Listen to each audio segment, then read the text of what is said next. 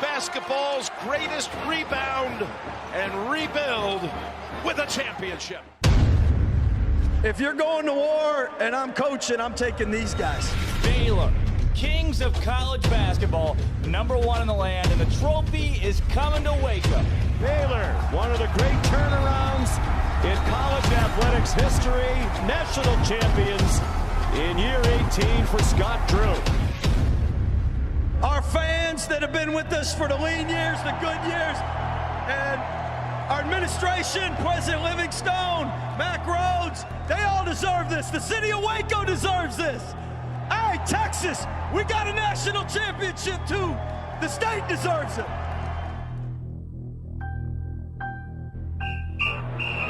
Did I stutter? He has time, launches it to the end zone. Touchdown!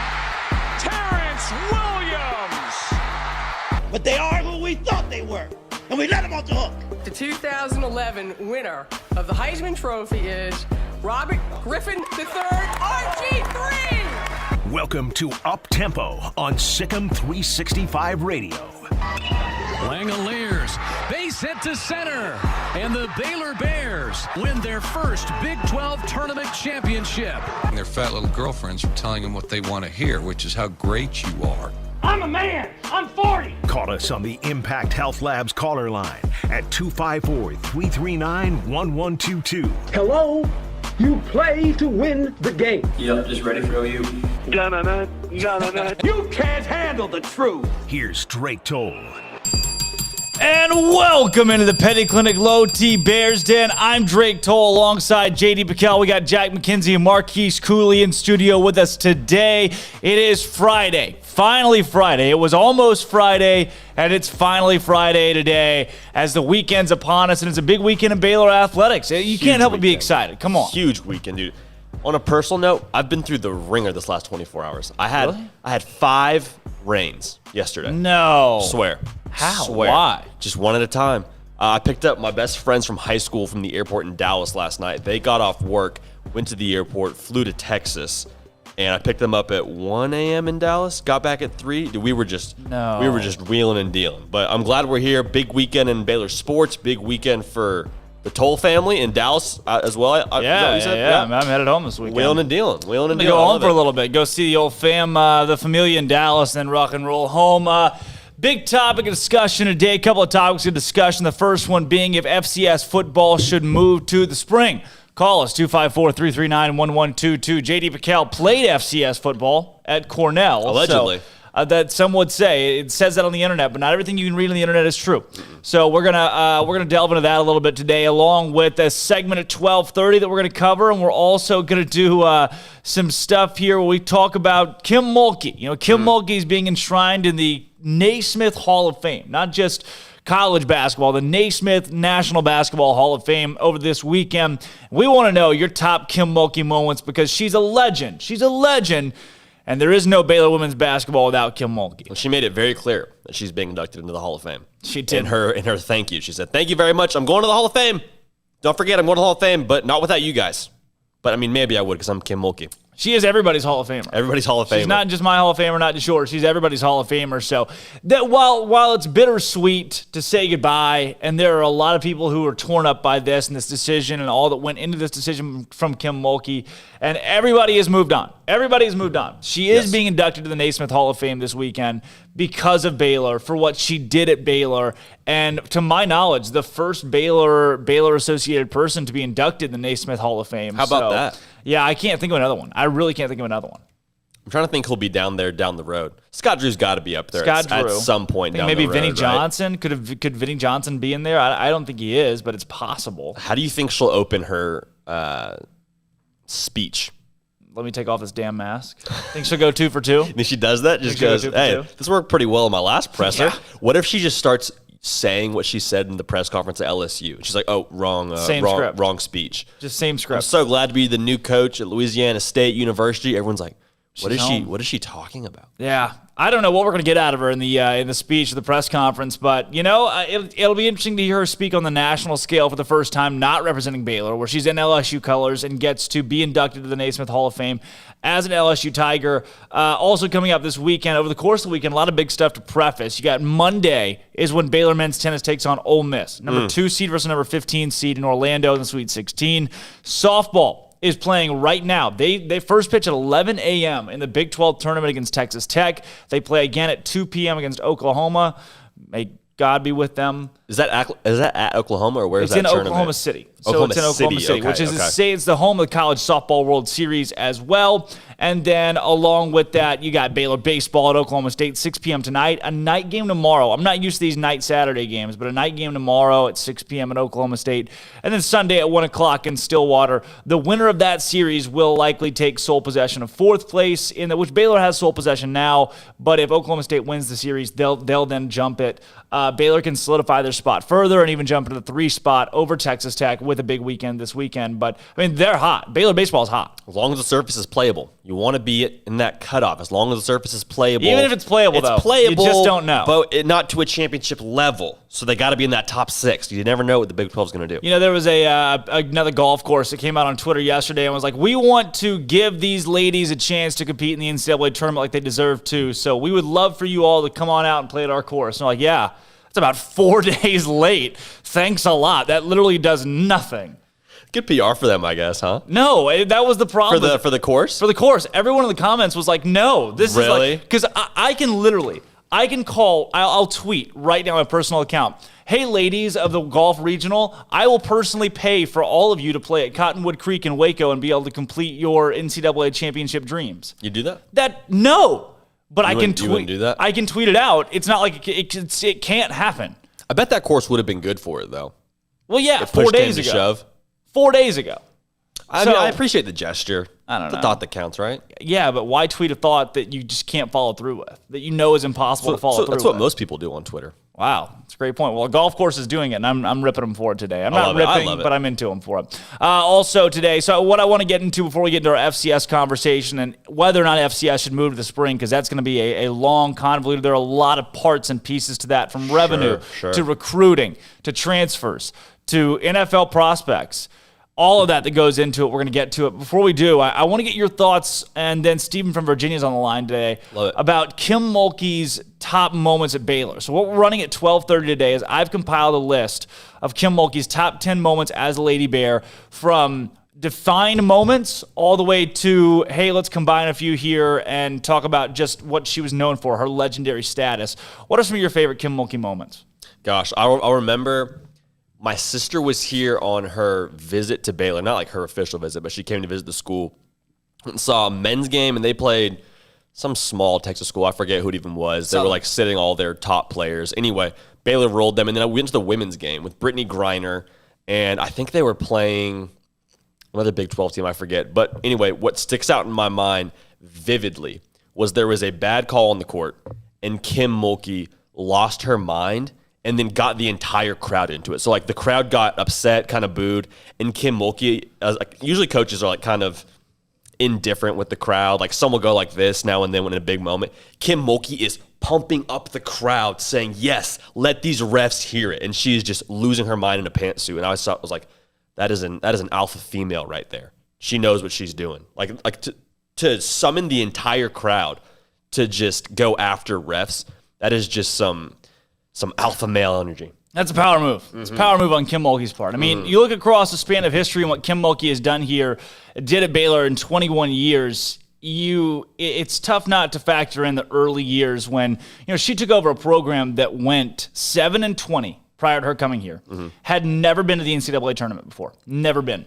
Year number 1, she wins 20 games, takes the team to the NCAA tournament. Within 5 years, she's got a national championship ring at Baylor. 21-9 in a postseason bid in her first year of the NCAA tournament. Naismith Hall of Fame inductee. I mean, all the way back to her first season at Baylor, she was successful. Knocking off Florida in 2004 in the second round to go to the Sweet 16 for the first time. You lose to Tennessee on a controversial call by 2. and they could have been champions that year, Final Four caliber that year, and then finish the job was the mantra. She came up in a time where Pat Summitt and Gino Auriemma were the only two in women's college basketball, and Kim Mulkey said, make it 3. There's got to be room for 3. And Baylor Athletics was in a bad spot before she won her national title. Like, I know we talked about it. That was a long discussion about did she build the athletics program? They can go back and forth, but she 100% put a positive spin. She got the first domino to fall in terms of positive things being associated with Baylor Athletics. Like, that was a big, big deal, especially for the time that it came at on the heels of hiring Scott Drew and everything that happened with the Disgrace documentary. Like, all those things just lined up, and she for her to be the first one to do something positive in light of that, I think that's something that Baylor will forever be indebted to her for. All right, we got Steven on the Impact Health Labs caller line. Steven from Virginia. What's going on, Steven? Happy Friday. Happy Friday, fellas. I'm really interested in this spring FCS football debate because I very am firmly on one side of it, and I want to hear, and I'm excited to hear where you guys are coming from. Interesting. Well, yeah. What do you? Let's get some of your preliminary takes here, Steven. How you feeling about it? What do you think about FCS moving in the spring? I don't like it. And then here's my immediate reaction. Smokey was interviewing Eliezer Anderson, I think, the offensive lineman who went to Sam Houston State now. Yep. And Smokey asked him and says, what's campus like right now? And Eliezer's like, well, everybody's gone home. Everybody's, finals was last week, so it's kind of quiet. And like they don't, I'm sure that this is something that all spring sports deal with, but once you send everybody home, I mean, how can you expect people to feel, like if you win a championship, no one's really there to see it. I mean, I know they've sold a lot of tickets to the game and such, but I just feel like a lot of excitement is taken out of it, and especially when you start talking about everything else that's involved, the NFL draft, the possibility of transferring and having just played in the fall and then playing a full schedule in the spring or vice versa. I think the logistics of it make it a nightmare. But based on the sole fact alone that I feel like you win a championship or you're going through these rounds of playoffs and winning, and most people are sitting at home watching from their couch on TV, not watching, and you come home to campus and it's like all you can do is go to the McDonald's that's 24 hours and celebrate with your boys, which, that's special in itself. But I'm sure you'd much rather be coming home, when Sam Houston State beats JMU in the dramatic comeback victory, they want to come back to campus and have the whole place lit up and everyone there celebrating what just happened. And that's just kind of my preliminary thoughts. Steven, I want to get your thought on this. It seems like across FCS fan bases, there's a pretty big difference from school to school. Like at Cornell, nobody cared about our games, okay? Like that's just the reality. Nobody was going to football games on a Saturday afternoon. At JMU, that's like the big show. That's the event in the fall or in the spring, whenever it is. If JMU were to be playing this weekend or even last weekend, would a fan base like that stick around after finals? How diehard are some of these FCS fan bases? I know you're a stone's throw from JMU. What's the pulse there? So I'll tell you that I feel like I'm really in the heart of FCS football country, to be honest, because the University of Richmond is 15 minutes from my house. I'm up in Harrisonburg and Stanton, Virginia regularly, so I kind of got a pulse on what's going on there. I know a lot of people that are William and Mary football people. And see, the thing is that all of this is kind of, number one, the dynamics of your fan base and your institution, and number two, the dynamics of where you're from. A lot of people who go to JMU stick around Virginia. They don't really go anywhere else. I'm sure, Cornell, y'all are up in New York, and, I went to New York a couple weeks back, and I saw Cornell sweatshirts. But, that fan base, if you go to Cornell, you could be going anywhere in the world. You're not staying exclusively in Virginia. And, University of Richmond could say that, but at the same time, the University of Richmond is so firmly planted in its corner of Richmond that there's a whole community right there that goes to the football games and that cares about these things. So we certainly care over here, but I think some of these other schools like Cornell or maybe some other ones. I'm not a big expert on them all, but I'm sure that a lot of schools would do a lot better having their students on campus because that's a big portion of their fan base. Here, there's tons of University of Richmond alum around here. When we have football games on Richmond and Saturday, they sell out in non-COVID years in the fall. JMU is the same way. A JMU football game is an event around here. But it's all dependent on the dynamics of your institution because for as much of an event as JMU football is, and I'm going to get to go to a couple of games this fall, JMU basketball is not. So it's all dependent on the dynamics of the institution. So, I feel like a school like maybe Sam Houston State or, just like Cornell is more hurt by having it in the spring than, University of Richmond. I can get behind that. I think it does vary by fan bases. It definitely does. To the point where that conversation goes from fan base to fan base, and that's something we'll get into. Steven, our Bear Games question of the day today, with Kim Mulkey going to the Naismith Hall of Fame on this weekend, what is you got to pay homage to somebody that gave you 21 years of service and 21 unbelievable seasons. Paying homage to that, what is your favorite Kim Mulkey moment?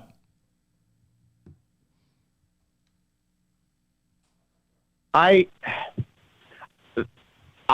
things I'm thinking about, I think you're going to do a great job and knock this moment list out of the park. The things I think about really is the way she kind of made me feel for a long time is that for a long time it felt like she was standing out in front and she was, kind of like what J.D. said when she leads the crowd on the taboo, the bad call. Yeah. It kind of felt like she was out in front and she was like, we're here, Baylor Nation, and we're going to be proud of what we are. And as embarrassing as what she kind of said later on and things like that, she was coming out and standing up for us. And it felt like a lot of times, we've talked, I talked about how embarrassed I was about the CAB shirts and all this kind of stuff. But Kim was still out there no, this is a great place and I love Baylor. So that's my favorite thing about Kim Mulkey. I hope we can get a top 5, favorite players under Kim Mulkey, because I can tell you that there are a lot, she was here for 21 years, and there are a lot of great players that maybe that haven't been here in the last couple of years, or, Odyssey Sims is the best women's basketball player I've ever seen. Brittany Griner is, the Kareem Abdul-Jabbar equivalent, or Lou Alcindor, I guess, at UCLA. It completely changed her game. It's just so much has happened here to be grateful for.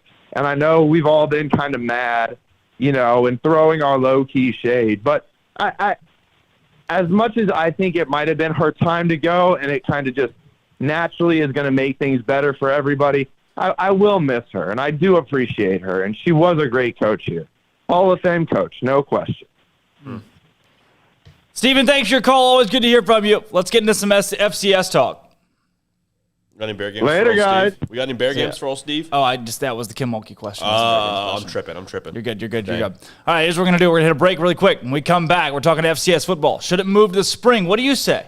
I say no. I say yes. I say it's time to make the move to the spring. It'd be great for the sport. It'd be great for all college athletics fans. It'd be great for revenue. Do it. We'll defend that coming up next. I'm Drake Toll. That's J.D. PicKell, Marquise Cooley, Jack McKenzie. When we come back, should the FCS move? Well, let's find out. This is Up Tempo. It's Friday, and the big Baylor sports weekend is finally here. Starting in baseball, the Bears are trekking up to Stillwater to meet Oklahoma State in the crucial 3-game road series. Games will take place Friday through Sunday at 6 p.m., 6 p.m., and 1 p.m. respectively. What's on the line? OSU currently sits at 10-11 in Big 12 play, with the Bears right in front of them at 9-9. Baylor can also win its 5th straight conference series for the first time since 2012. Each game will air on ESPN Plus and the Baylor Sports Network. In softball, the Lady Bears are in Oklahoma City today and tomorrow to kick off the Big 12 tournament. Action started at 11 o'clock this morning as the team squared off with Texas Tech. Baylor will play again at 2 against Oklahoma. The 4-seed Lady Bears will continue with bracket play tomorrow against either Texas, Iowa State, or Oklahoma State. In track, the Bears are in the Little Apple as both the men's and women's teams compete in the Big 12 championships. The men's team will feature 10 competitors in the green and gold, while the women bolster 9. Coverage on Saturday and Sunday will be on ESPN Plus. And the number 1 tennis team in the nation is Orlando bound as your Bears take on the number 15 Ole Miss Monday at noon in the Sweet 16 of the NCAA Outdoor Championship, with the quarterfinals following on next Thursday. The tournament will wrap up next Saturday with the title.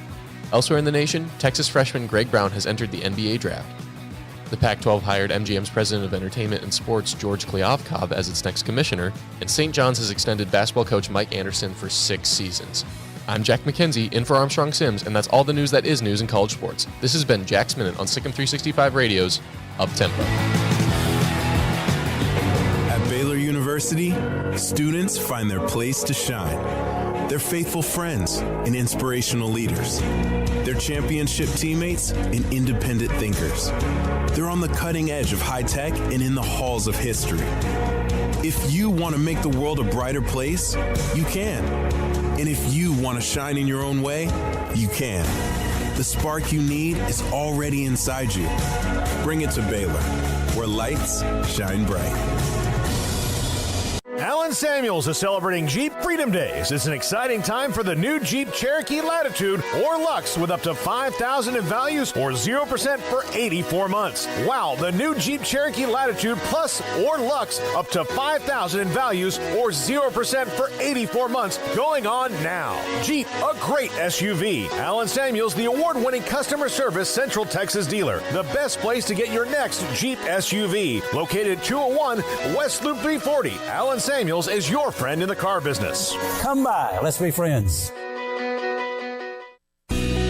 Let Camille Johnson Realtors guide you seamlessly through the process of buying your dream home or selling your current one. Commercial, farm and ranch, or residential, Camille Johnson Realtors can smoothly and successfully lead you through any transaction. With a team of 28 experienced agents who are excited about serving you, Camille Johnson Realtors services the entire greater Waco area. If you're in the market to buy or sell, contact Camille Johnson Realtors, 104 Midway Center in Woodway, or find them online at www.camillejohnson.com. Camille Johnson Realtors, elegant, charming, warm. Welcome home.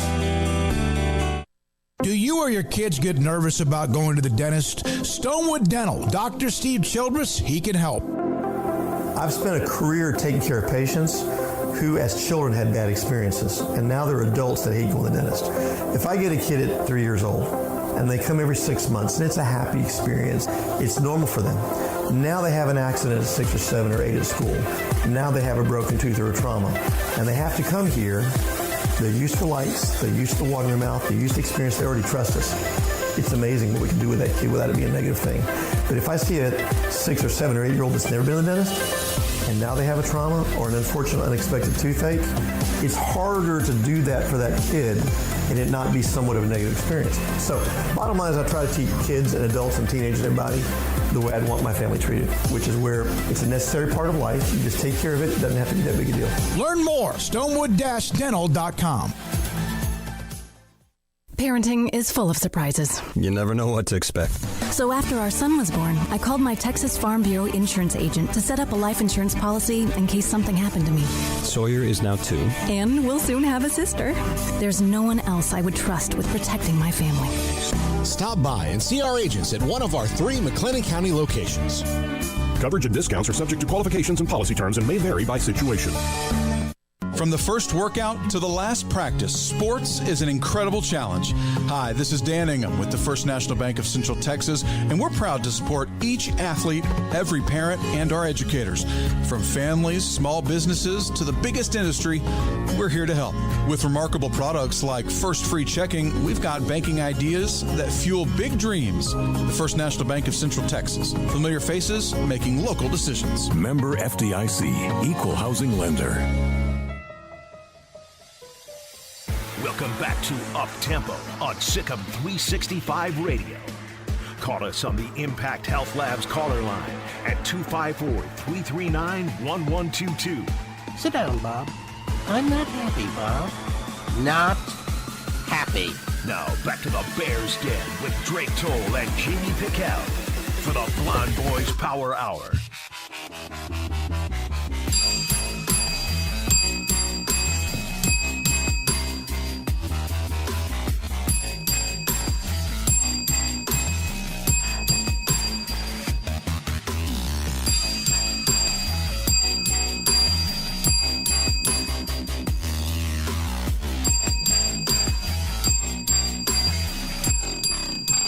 Welcome back into the Petty Clinic Low T Bears Den. Big day today, talking about a big weekend at Baylor athletics that's coming up. Softball, baseball, track, tennis, everything. You name it, we probably got it.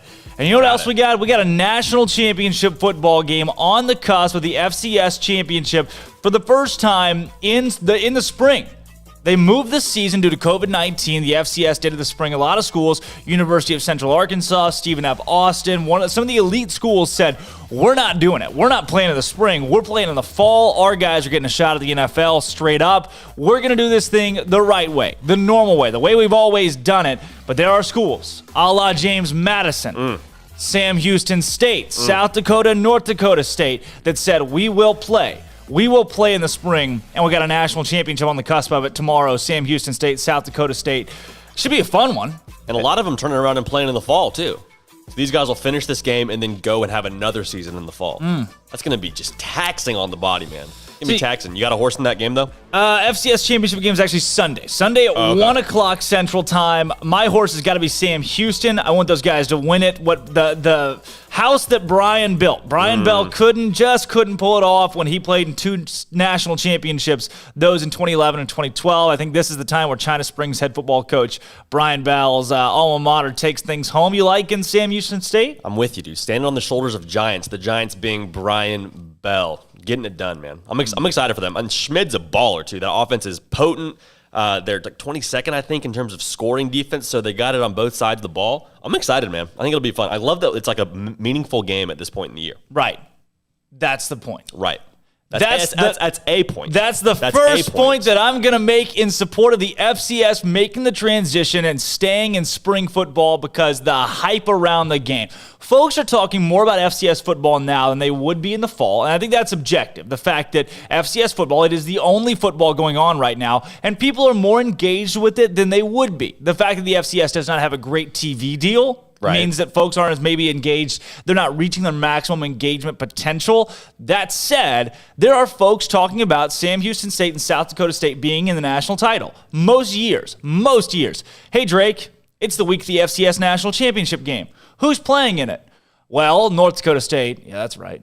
And insert other team here. Yeah. Most years I would have zero idea who's playing in the FCS championship. This year I know both the teams playing, how they got there, follow the road to the championship. If you love college football or college sports, you've been watching this, and that is a great adage to the FCS being in the spring. This is why it's tough, because as a fan, I am very much with you. Like, I want all the football there is and then some. I want football in the winter, spring, summer, fall, and on every single weekday. Like, I love that. I live for action. Now, when it comes to logistically, I don't know how you can make this happen. So I hate to be the guy where it's like, I like this, but I don't know how we get it done. No, they didn't. They just played in the spring. They're losing. This is not sustainable. They're going to lose so much money. All these schools that are playing are losing money to play. Like, they don't make the same revenue as these other schools do. All their revenue comes from playing the big FBS schools, excuse me. So that's where it's like, I would love for this to happen, but there's so many things that you sacrifice. So for a year, it's fun. Like, I think this is great for this year. I love they're playing. All these teams are getting a chance to go and compete on the biggest stage and have all the eyes of the nation on them. I would love that to be something that is sustainable, but right now, there's not a system in place to make that happen. What are the odds, though, that a TV deal, and especially with players being able to be paid for their likenesses moving forward, a la Trey Lance. Trey Lance would have made a lot of money for North Dakota State had he been able to sell his likeness moving through a spring football season in the FCS. When you have the idea of a big-time TV deal or someone picking these games up because folks want to watch them, the revenue then comes in. Also, you're going to gain more revenue. So I grew up in Conway, Arkansas. University of Central Arkansas was a top 10 FCS program year in and year out. Coach Clint Conk was there for a long time, was very good. Then Nathan Brown took him to the playoffs again. But the biggest show in town, whether they had won 10 games that season or 3 games that season, was 2.5 hours away. Okay. Saturday rolls around, folks in Central Arkansas are not going to watch UCA games. They would love to, but even the UCA alumni, they're going up to Fayetteville to watch Arkansas play. Look at Texas. You got your Sam Houston State, your SFA, your niche people, but even those alumni grew up supporting Tech, Texas, Baylor, A&M, one of those schools. So in that case, now you're saying, hey, you move it to the spring. There are a lot of folks that just don't care that much about college baseball. I would say college baseball and FCS football now are decently comparable. Decently comparable. Yeah. They're I don't know the numbers on that, but I think a you're handful probably right. of schools. Yeah. I mean, it seems like it would match up pretty well, pretty decently. So then if you take that transition and you move it to the spring and you give those fans, football fans, an opportunity to watch good college football, well, they're going to eat that up. Yeah. So the revenue that's going to come off of more fans, more butts in the seats, and a TV deal, I think makes up for the X amount of that hundreds of thousands of dollars that come in from playing an FBS school. I just have a harder time buying in that there will be that. I think it depends on your market. Like, I don't. Well, you're seeing it right now. Well, I don't. No, you're not seeing it right now. People are not going to these games. We're not seeing more money poured into these. We're in things. a pandemic. We're not seeing more money in these games. There's not good ratings for these games. Like the games that are on right now, they're not getting millions of viewers. I mean, they're getting millions of viewers, but like probably I would guess somewhere around 5 to 6 million. Like a fraction of probably like not enough to build your house on. Also, to make your point about Trey Lance, I could see that being a carrot for him, but also he's got substantially more money coming his way from foregoing the spring season so he can get ready for the NFL draft. So you'll see these guys that are the big show, the reason that you watch FCS football, they're going to forego their senior season. And also with the transfer rule, they'll leave from the FCS level after one good year because they're all going to get poached. And you're going to see that at the lower level of FBS too. The MAC players, the American Athletic players, all those guys, if they have an all-conference season, I would say at least 60% of those guys are going to go end up at a Power 5 school. So that's going to be the problem that they find themselves in. Financially, I would love for this to be possible, but I don't see how they're going to make it happen because all these other athletic programs, too, are depending on it. Like women's soccer is depending on North Dakota State playing Kansas State, that first game of the season, to get their nut to be able to play their season. Well, look at it like this. So my point is, from a revenue standpoint, you take that North Dakota State-Kansas State game away. North Dakota State doesn't get that revenue, but they do get the TV deal, the revenue butts in the seats, which you're taking a chance, and it's going to be niche places. You talked about it. Some fan bases are different than others, but there are a lot of programs going to be able to make that money back up by having more opportunity to bring more fans, more fan engagement, having the opportunity to play on national television when you sign a deal with ESPN or Fox or CBS or whoever. I want to make this point. Budget-wise, I know you're saying, like, hey, that first game between Kansas State and North Dakota State is what's going to define your athletic budget for the rest of the year. If I'm an athletic director, I want my 2021 athletic budget to be defined by the money I make in 2020. So I'm perfectly fine with my revenue, my bulk of my revenue coming in the spring. So going into the next fall and into the next calendar year, I know full well, here's my X amount budget for all of my smaller sports based off of the money that we made last spring. But how are you getting that money? Because if the product is watered down on the field with guys leaving, the TV deal, is it watered down? So. Are you watching North Dakota State if Trey Lance isn't playing? So substantially less people. Also, they only get 22% of their revenue comes from like in-game concessions, tickets, all that stuff. Like you're not paying top dollar to go watch North Dakota State. That boosts now, Does it and boost a TV deal from 22%. Like I don't think a TV deal. So the Ivy League actually got a TV deal with ESPN, and it hasn't done anything for ESPN Plus. I'm talking ESPN. They have every Friday night there was the Ivy League game of the week. And it's Friday nights. That's high school football. Most of the country's watching high school That's football. the same argument as spring as is Friday is to Saturday as spring is to fall. So I mean nobody's watching a college football game on Friday night. You don't probably. think so? Oh yeah, in the fall. Yeah, in the fall. So I mean the approach to that was okay. Friday night you're not competing with other big games. Go and watch the Ivy League game, which I'm sure was probably a boost in ratings, but it didn't move the needle for any of these schools. Saturday rolls around in the spring. You make it commonplace that football is going to be on. When it becomes commonplace, I think you can have a stay in football being in the spring and the FCS playing in the spring. On top of that, you're talking about how the quality goes down because guys are transferring out. Isn't that the point? No. Yes. Why would that be the point for guys to transfer out of your school? My thing is not that you have to transfer. These guys now get more exposure on national television, more exposure in front of big schools. So if I'm Jimbo Fisher at Texas A&M, right? I'm in the middle of my gosh darn football season at Texas A&M. I'm not watching, Trey Smith, who's over here playing defensive tackle for Sam Houston State. You're saying I'm paying attention to my guys. If they're both in the fall. If they're both in the fall. Yes. So then you move in the spring. Well, then I'm Jimbo Fisher, and we just got done with spring practice. I'm sitting on my butt. I may be making some recruiting calls, but most of my staff's doing that. Boop, boop, pop the TV on. Shoot, man, that Trey Smith guy from South Dakota State, that dude's huge. He's running over everybody. I mean, I ought to give that guy a call. You're getting more national television exposure, and you're getting you know what I'm saying, though. You know what I'm saying? It will open up more opportunity for guys to transfer out of the FCS and it will become, effectively, the FCS will become a farm system, a more sustainable farm system for guys to move up to the FBS and have more NFL draft, a better NFL draft prospect. But why would you want that if you're the FCS? You don't want your guys getting poached by the schools. But you do. It's the same. It's the same. You want your guys to be able to go pro. If you're looking at athletes first, I'm thinking an athletes first standpoint. Okay. Now you're giving these FCS players a better opportunity to go to the NFL, make money playing professional football by getting them in front of more people, by getting them, having more opportunities for them to transfer to bigger institutions and make money playing the game of football. That only helps you as an FCS school. The sad reality is these programs, I say these programs meaning like the conferences, the governing bodies, they're not thinking athletes first. They're thinking money first. And so for them,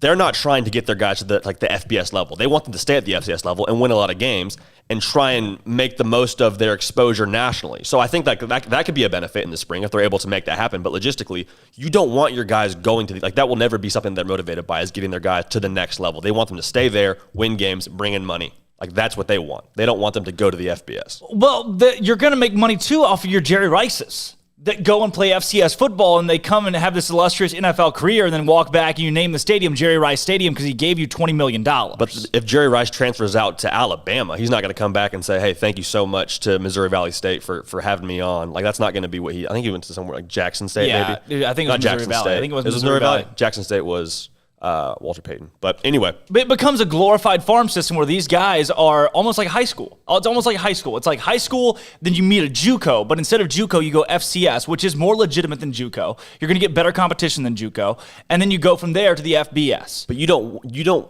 as an FCS school want to be a farm system for another college football program. You don't want Why? FCS. You're already not sustaining yourself very well. What are you talking about? The FCS is already not sustaining itself very well. You already said the only way they sustain themselves is by playing big time games against Division I opponents. Yes. So now you give yourself the opportunity by becoming a farm system to sustain yourself better by playing in the spring. No, you don't become a better product. You don't sustain yourself better by having your best players go to other schools, making the product on the field effectively worse. I'm not watching college football, and I'm not watching North Dakota State without Trey Lance, without Carson Wentz. Why? Because it's way less exciting. I want to see the best athletes playing. That's so. why people go watch the FBS games, because you go see guys that are going to play on Sunday playing on Saturday. You get to see them. That's at the farm system. You don't want to see them go from FCS to FBS. You would never want that to be the case. I think that I have a hard time getting behind that, because you're watering down the product on the field then. I think your top 25 teams are still going to put it out there. Your top 25 teams in the FCS are going to put it out there. Look at it, the same as college football. College football is a farm system for the NFL. Those guys leave for the NFL.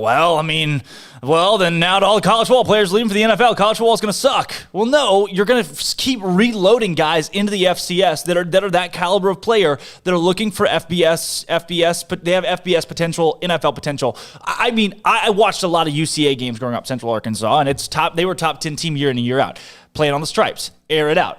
Top 25 FCS football is fun to watch. Granted, outside of the top 25, when you get your William and Mary versus, I don't want Towson's usually pretty good, but William and Mary and Alabama A&M are squaring off in a random game on September 8th. No one's watching it. No one cares. And the product on the field sucks. So why would you care? FBS, let me take you here. Yes, go. Northwestern, most years, is playing Vanderbilt. I don't give a rat's ass. Why? Who would? Wow. Why would? We upgraded from A-word. We're now saying it. All right. There it is. We did right there. Bring it. Because I'm passionate about my FCS conversation. So I cut you off. What were you saying? I just don't, in that situation, I'm not going to watch either. So the argument that the product leaves, okay, great. Yeah, it will when the competition's bad in the FBS level too. I will tell you, the ratings for a Vanderbilt Northwestern game would be substantially better than William and Mary and Towson. But this change, a move to spring football could alter that for the better for the FCS. But then the best players leave. I don't see why that would be the best players in the FBS leave. The best players in the FBS leave. Not for another school typically. I mean, we'll see it now, but you would never want, our business model is now to be, we're going to be a farm system for another college. So come here for a year, help this program for a year so we can get you out to Alabama. You would never want to be the lesser option for these schools. These kids are coming here because it's the best level of football they can play. And also, I don't know how you would be able to transfer because you're going from spring to fall, and so you'd have to redshirt a whole nother year. There just becomes so much that's a part of that logistically where I'm why would we want to do that if we're the FCS? How tough is that? How tough is it, your experience, to play? I mean, how much time do you need to recoup after a football season? Everyone's different. Everyone's schedule is different. I would say you need a solid month and a half before you start feeling like yourself again. After that last game, you've probably lost 10-ish pounds from just the wear and tear of the season. A lot of guys have stuff that's torn, stuff that's nagging, like off-season workouts. We had a 6-week winter break, and guys were just chilling for that 6 weeks. Like there was workouts, but a lot of guys were just getting back on their feet from that 10-game season. And these guys that are playing in the FCS playoff are playing somewhere around 16 games, I think it is. So, I mean, you're battered. You're battered and bruised, and you don't want to walk in and play another game. So say you start the FCS season first week of February. You roll for 2-3 months, January, February, March, April, May. You play the chance. So kind of what they're doing right now. Mm-hmm. And then now you have the summer off for the most part. Most collegiate FBS football players have the summer off, technically. You got your summer workout, summer 1, summer 2, but you're not full pads again until August 1st. Something like that, Right. That's usually around when camp So, start, you get your workouts, but you're still getting that same replenishing. So these guys, you go your fall season in the FBS, you go spring football, you do your hard-hitting, full pad, spring practices for a while, spring game. After that, you go into that same period of like, hey, let's get back up to health so we can start summer workouts, do your classes in the summer, be on campus in the summer. So then these guys will be coming after a football season, but they'll have that same opportunity to recharge, reload for 2 or 3 months in summer 1 and summer 2 before they go back full pads in August. But you're cutting in half the time that you're getting to recover. And also the way that you're working out is substantially different. Like winter, you're building up your body, you're putting back on weight, you're getting your wind. A lot of it's like just getting your body back underneath you. Summer 1, summer 2, you're getting fast. Like you're getting your quick twitch muscles going, a lot of the power clean lifts, a lot of your maxes, like you're getting quick and twitchy and explosive. You don't think so it's you cut a whole piece adjust of that away. I think it's tough to do that. I mean, if I'm Vic Valori and I'm looking at a guy that just played a full FCS season, your summer 1 looks a lot different than Apu Aika, who's preparing to be an all Big 12 first teamer. But he has 100 some odd guys. He's not going to go in, I would think. Well, he's got a full staff. He won't go in and make a whole new program. They're going to want to expect you to be up to speed. But your program. It differs for every player at where their level is. Hey, I got a nagging ankle. Okay, your workout system looks a little bit different than this guy who's at full strength, full health. Yeah, but you don't want to be doing that. Like the guys that are in the rehabilitation phase, like that, like your number one goal to be. Like if you're in the training room, your number one goal is to be out of the training room. Like that sucks to be there. And that whole, like to be in a lesser group is just tough when everyone else is working out and maxing and you're over there doing like whatever your rehabilitation is. Like that is a bummer. And I don't think other programs like to deal with that. Is it not safe to say, though, from a player standpoint, if we're not talking about even for the universities, I know you said that the universities don't want to be a farm system. From a player standpoint, the prospect of having more exposure, more opportunity to sell your likeness, because there will be FCS stars. There will be guys that come up out of the ranks. If it's in the spring and folks are latching onto it, guys that wouldn't be stars in the FBS, they'd be a third string receiver at Alabama. But now this guy's vying for FCS Player of the Year because he's torching guys for $250 a game, and he's got this crazy sob story background, and everybody loves him, and now he's making money for his likeness. I mean, this could be so much better for the players when it comes to NFL draft prospect, being paid for their likeness, and just getting in front of cameras, getting in front of people. This would be a great move for the players from that regard. But if you're nice like that, the one-time transfer rule is almost better because you can transfer to the FBS, have a full calendar year to get in at a natural point, have spring ball. If you're doing the spring season, you're battered. And even if you are all that in a bag of chips from a PR standpoint, which I don't think FBS programs are taking too much into account. Maybe the player is. I bet he's saying, hey, if I can go to Alabama, I'll go to Alabama. But it is more beneficial to have the one-time transfer rule. And they can still make that leap to the FBS level and make more money for themselves. Like, I don't think the FCS spotlight will be quite as big. Maybe it could be in like 5 to 10 years. I think it could eventually get there. This is a long-term decision. It's a huge if. It's a long-term decision that you make, and I think it'll benefit athletes in a lot of different ways. On top of that, one of the things I think goes along with that as well, we just had a caller on here that dropped, but call us back if you can. We'll get you in here right now. We're about to hit the call lines. One of the things that comes with that is, okay, would you rather play New Mexico State? New Mexico State is FBS. Would you rather play as a starter, a pretty darn good player for New Mexico State, or be the star of North Dakota State? Would you rather be... Schools paid for it both? Would you rather be a pretty good running back at New Mexico State, sharing time with another guy, or the star at North Dakota State? I'd rather be an NFL prospect at North Dakota State, for sure. So you'd rather be at North Dakota State? Yes. So... Again, there are FCS programs that have bigger brands than FBS programs. Definitely. There's a handful. And that's who it'll benefit. Like, if we move to the spring, it'll benefit 15 to 20 programs. The schools like my school, why won't that Cornell, grow? Why won't it grow, though? Because there's just not a fan base there for it. You're upstate Ithaca, New York. Nobody's coming to those games to begin with. Like, even if you're going to the school, you're probably not going to the game because they just don't care. Like, it'll benefit the JMUs, it'll benefit North Dakota State, benefit Sam Houston State, all those schools that have some sort of buzz around their FCS program. But if you're a school like I said, Cornell's a perfect example. You're hard to get to, your fan base doesn't care, and it's just going to make it even harder for guys that do want to go play at another school to get there. You don't think the spring season would generate more buzz at all? No, because the weather's bad, people won't be out there. In the Northeast, there's going to be snow. People don't want to go watch games outside. That's in the FBS or FCS. Syracuse football, their attendance numbers, and they still suck. Yeah, their attendance numbers still suck. Yeah. So that's just regional. You have Maine. Maine has an FCS football team. Mm-hmm. I bet all sub-zero people go to those games. The parents probably question themselves as they're getting ready in the morning to go to that game. It's 11 o'clock between Maine and Northeastern State. So, I mean, yeah, we're talking about maybe this doesn't benefit Cornell, but does the fall season benefit Cornell? More than the spring would, yeah, 100%. I mean, how can you say that without the spring? 100%, because you're not going, because the biggest game of the season for Cornell is homecoming. You get about 20,000 some odd people there. It's the biggest game. It's awesome. 20,000? Fill out the Crescent. Awesome. It's phenomenal. Awesome. It's a great experience. You move that to the spring. 20,000? 20,000 in the Crescent. That's a lot. It's awesome. That's it's nuts. phenomenal. I mean, it's hilarious to juxtapose that with Game 10 when it's cold, playing Columbia, and it's like 3,000 people there. All that's to say, even 3,000. I mean, it's all spread out. Anyway, all that's to say, you won't get that 20,000 people there in the spring because it'll be 16 degrees, it'll be snowy, and people will be like, all right, well, we're gonna go do something else inside. Like, that's just gonna. We're gonna do not this. Yeah. So I think it's gonna benefit a lot of programs. Like for JMU, North Dakota State, they could probably make it happen in the spring. Yeah. For the rest of the FCS, I don't know how you do that. Spring's gonna be beautiful, man. Spring in Ithaca. Come on. It's dark, dude. Flowers are blooming. It's May in Ithaca. If it's 30 degrees, you got shorts on. Because you haven't seen 30 degrees in months. Open up the phone lines here. We got T-Rex followed by Matt in D.C. That's a power duo right there. Love it. T-Rex, what's going on? Jump in the conversation on the FCS. Hey, guys. Excuse me. I think something that, and I'm not going to say you're necessarily missing this with this FCS conversation, but maybe you are, I don't know.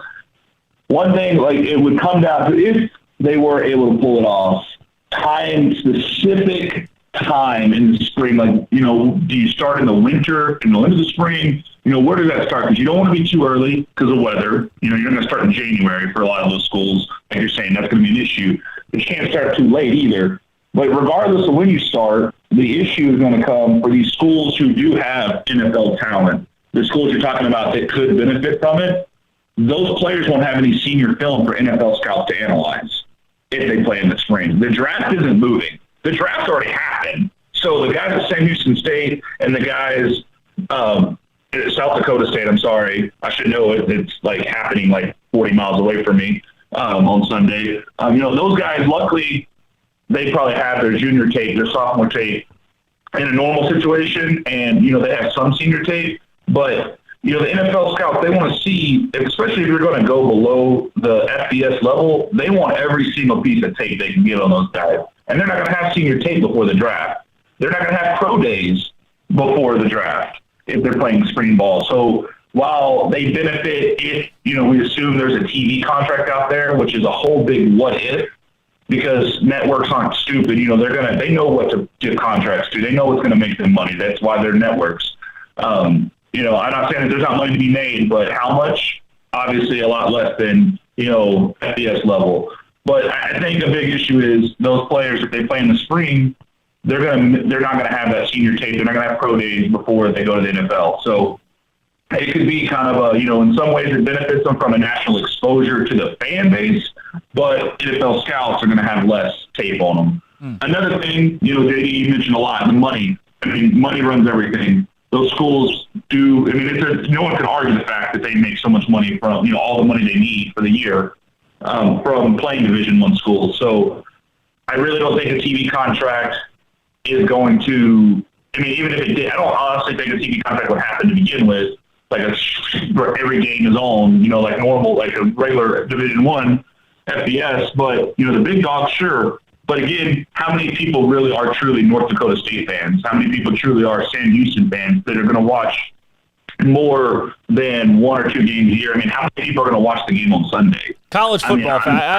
football fans, I'd say, more so than niche fans, just having college football on, especially if you can get it consistently, I think within 10 years would drive that to have more pageantry and more of just a fan base across the country that wants to see the games. But and I understand what you're saying, but level of competition matters because no one watches Division II. Who watches the Stag Bowl when Mount Union plays for the national championship in D3 every year? I play Division III football. I've never even watched the Division III national title game. I think I've watched one Stag Bowl. That's probably it. I think level of competition matters. I think that fans have their pageantry for their actual school. Like the guys, people that are Sam Houston fans, I think y'all said it, they're not just Sam Houston fans. There's probably a few, that live there and they've always been Sam Houston fans that don't follow an FBS level team. But I just don't think that the fan pageantry and I don't think you could throw all the resources in the world to it, and I just don't think it would ever do enough for them to not just play in the fall and get their $500, $1 million contract from getting blown out 70-0. Yeah. Well, it's a good thought to add to it. T-Rex, we're going to get to the caller right behind you, which is actually Matt in D.C. Before we do that, I want to ask you one question kind of. Would you agree with the assessment that when you compare FBS schools to FCS schools, that the alumni pool for an FCS school is more centralized to that respective school than FBS is? Example, Baylor students, Baylor alumni, Dallas, Seattle, New York, D.C., Orlando, Virginia, Colorado. Sam Houston State grads, Waco, Dallas, Denton, Amarillo, Abilene, Texarkana. Would you concur? No, of course. I mean, they're usually much smaller state schools. They're smaller schools, no matter. Across the board. So, which means smaller alumni base. I mean, people aren't coming from, overseas to go to Sam Houston State or North Dakota State or whoever. So, I 100% agree. But one other thing I would like to say is that, I hope that no athletes that could, think that they aren't, that they're too good to compete in FCS. FCS has its place, but one thing also to worry about in the spring, they're FCS only in football. They have other spring Division I sports. A lot of good FCS football teams are good Division I basketball teams. So you're going to take, you already have a small fan base. Now you're going to say, oh, do you want to go to a basketball game where you can watch Duke come to town? You can watch your team go play Duke or play Baylor. SFA plays this like every year, it seems like. Right. And half the time they win, unfortunately. Also or true. Go to a football game in the spring. So I think that's something we got to worry about. So we got to remember that it's not like Division II, Division III, NAIA, or even JUCO. They are Division I across the board, except for football. They are a separate classification. T-Rex, before we get you out of here, Bear Games question of the day. Your favorite Kim Mulkey memory, based on her being in the Naismith Hall of Fame this weekend, just throwing out paying homage to the old Kim Mulkey. Old, not old. Oh, man, this is some bait. My favorite memory is the one where she went to Baton Rouge so we can win more national titles and Big 12 championships with Collins. All right. T-Rex, thanks for your call. Boom. Mic drop. T-Rex? There it is. That was it. How about it? That was it from T-Rex. I love it. Gone and not forgotten. My kind of point I was making this week going to Matt and DC's call.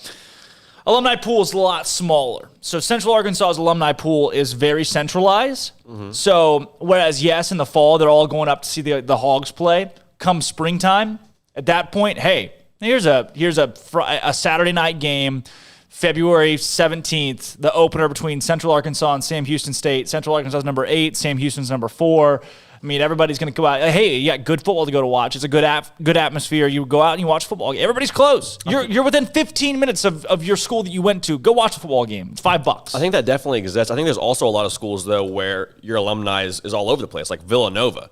You're going from Philly. You're going to other places in Pennsylvania, New York, D.C. But those are all a 30-minute train ride away. No. Yeah, a lot of Philly those places are pretty. Is a little bit farther away from New York. I'm like hour and a half. Cornell too, which is like not a great example, but people are just international from there. All that's over Ivy the map. League. That's all Ivy over League. The map. I mean, we're talking. But in comparison, FCS schools to FBS schools, there's way more moving and shaking for alumni in FBS at the FBS level. I see what you're saying. I just think that's such a wild card. I think that's a rabbit hole to go down. But I'm with you to an extent. I see what you're saying, and I think that's valid. Scott, let's get to right here. Matt in DC talking some more FCS football. Matt in DC, what's your take on this conversation today? Just a couple things. I won't take up 5 minutes of your time like my brother always does. Nice. So that being said, no, but it's simple, guys. As far as like FCS, they're going to have to play in the fall because especially with the draft. The thing with the NFL is, I'm sure you know, if you can play in the NFL, you got the talent, they'll find you. It doesn't matter from Bama to the smallest D3 school. We see guys from D3 get drafted every year.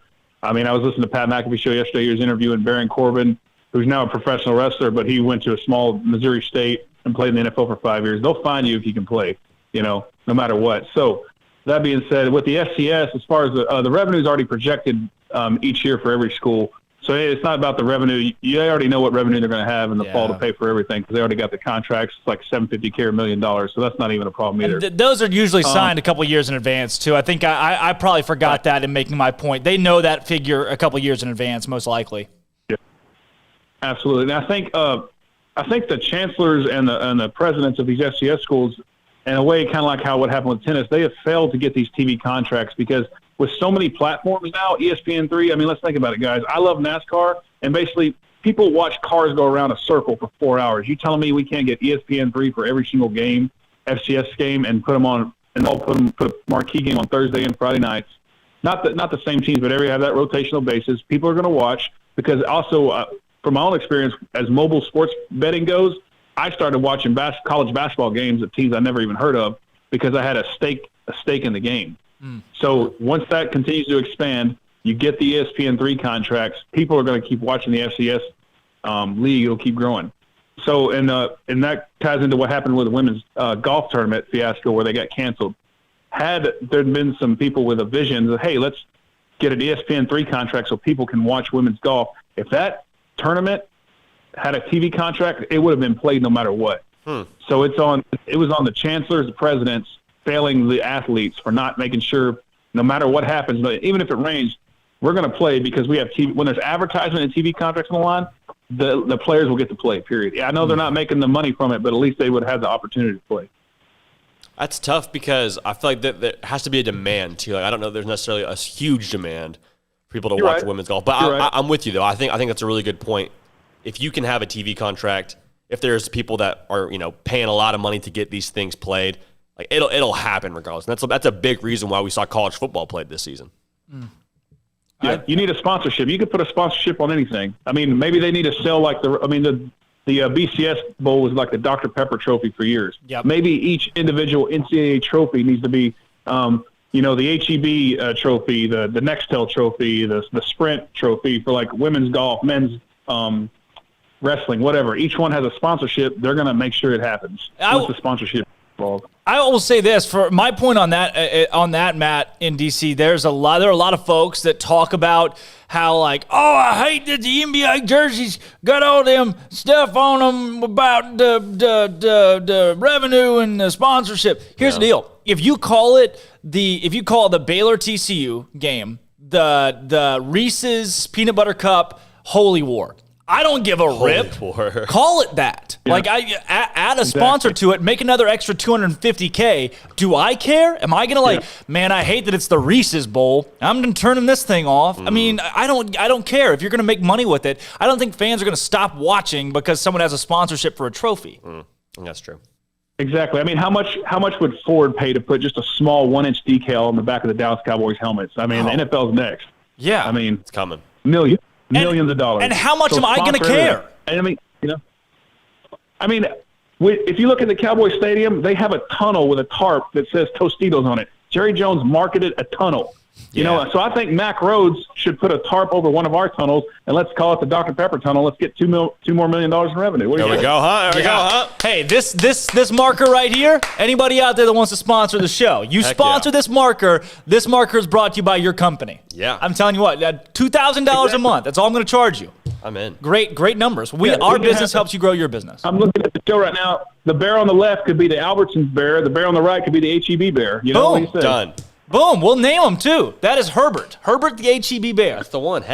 Herbert the HEB. Herbert Egg Bear. HEB. And Albert from Albertsons. Yep. Y'all have Albertsons here? Boom. I don't know. Oh. Maybe. I don't know. Matt and DC, Bear Games question of the day. Your favorite Kim Mulkey memory as she is being enshrined in the Naismith Hall of Fame. Enshrined is such a weird word. Yeah. It's like frozen. I might have to go back to the 05 championship run, man, because that changed everything for every sport.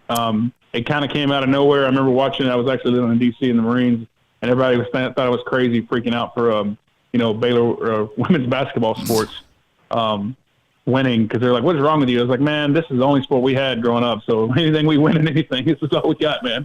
The blowout. So that'd be the 05 national title. It was a blowout, too. That's the craziest part to me is that Baylor just blew it out of the water. But Matt and DC, thanks for your call. Always good to hear from you. Good insight. Thank you. Get some sponsorships. Let's do it. There you go. Matt. There you go. Get some sponsorships. Final thoughts, closing argument you want to make before God himself decides whether or not FCS football should move to the fall or spring. I would love it. I would really love it from a fan's perspective. I would love to see these games on. Again, more football is good football.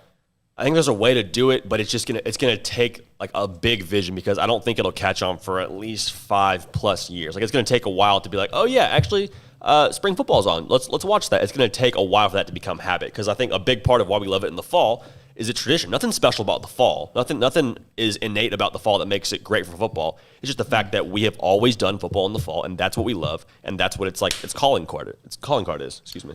Tradition. Tradition is one of the worst but best things that exists in the world. Tradition in sports can be great, but tradition in society, throw it out the window. It's time for change. Always time for change. Time to make revenue. Time to make money. Time to do things different, to be different. You can't make a difference unless you're different. And it's time to move FCS football to the spring. No time like the present. You might as well. Take the shot. 10 years from now, it'll pay off. You got a ton of folks that are coming out there and screaming their heads off for Alabama games. You're telling me they won't want to do it for another little school, for a South Alabama, their FBS, for another little Alabama school that comes around and has a pretty darn good spring season. It's football. Folks just love yelling about sports. And why not let them do it at FCS games in the spring? More people will watch it if you make it a serious thing. Don't do it like the XFL. Don't put it on a random CBS channel and say, hey, kind of watch one of these games. Put all the games on national television. Give it a full slate just like fall gets with the FBS, and just see what happens. Because I'm telling you what, it's going to pay off dividends down the road for the players and for everybody else involved. Give me spring sports in the FCS. Closing arguments, nicely done. Nice Boom. job. I still love you. I don't hate you. I don't hate you either. We just agree to disagree. I wish it would happen, but it's not going to. I wish it would happen. You wish it would happen that you would hate me? No, that they would do FCS football in the spring. Yeah, there's not going to. Yeah. All right, here's what we got. It's some 2-minute drill time. We're going to put 2 minutes on the clock. How many questions you got today? We got fiver. We got a little fiver. A fiver? All FCS themed. No way. Yep. I'm going to get True 0. story. Marquise, you're playing with us today, right? Heck yeah. Sweet. Heck sweet, yeah. sweet. The more the merrier. Bring Marquise in, and also bring in, I'm trying to find what is peculiar? I know this is a complete rabbit hole tangent. Bring it. But remember when Baylor announced the "Thank you, Kim Mulkey, we are who we are because of you" video? I didn't even watch that. Yeah. But I do know that they had one out there. It's the "Thank you, Kim Mulkey" video. It was on their website too, wasn't it? It was a big she thank could have you retweeted banner. it. She could have retweeted it and just not? said, "Thank you, thank you all Baylor Nation for my time there. I love you, and I'll never forget the moments we had." That would have been relevant. In that moment when Baylor women's basketball gave her the thank you, saying "you're welcome" or "thank you back," that would have been relevant. Kim Mulkey is Dennis Rodman. Nope. How's that for a comp? Yes. Kim Mulkey is Dennis Rodman. She's off her rocker, and you love her if she's on your team, and you hate her when she's not. And that's where I fall in that. She's not. She's the one in the tuxedo, and Bill Brock's in the wedding dress. Yep. 100%. Yeah. 100%. That's what it is. That's a lot to take in, but I think, how old is Dennis Rodman, by the way? Ooh, alive. Yep. How old? I'm going to say he's 54. Okay. Because I think Jack said 43 and Marquise said 35. How old is he? I'm going to look it up. He's 60. Oh, you have it? He turned 60 yesterday. His birthday was yesterday. Happy birthday, Dennis. Yeah. Happy late birthday. He's pretty upset that you didn't say anything yesterday. Well, I mean, he didn't call me on my birthday. Called him after the show. Well, do you expect Dennis flipping Rodman? I was supposed to remember your birthday? Well, he expects J.D. freaking PicKell to remember his. Do we have any music?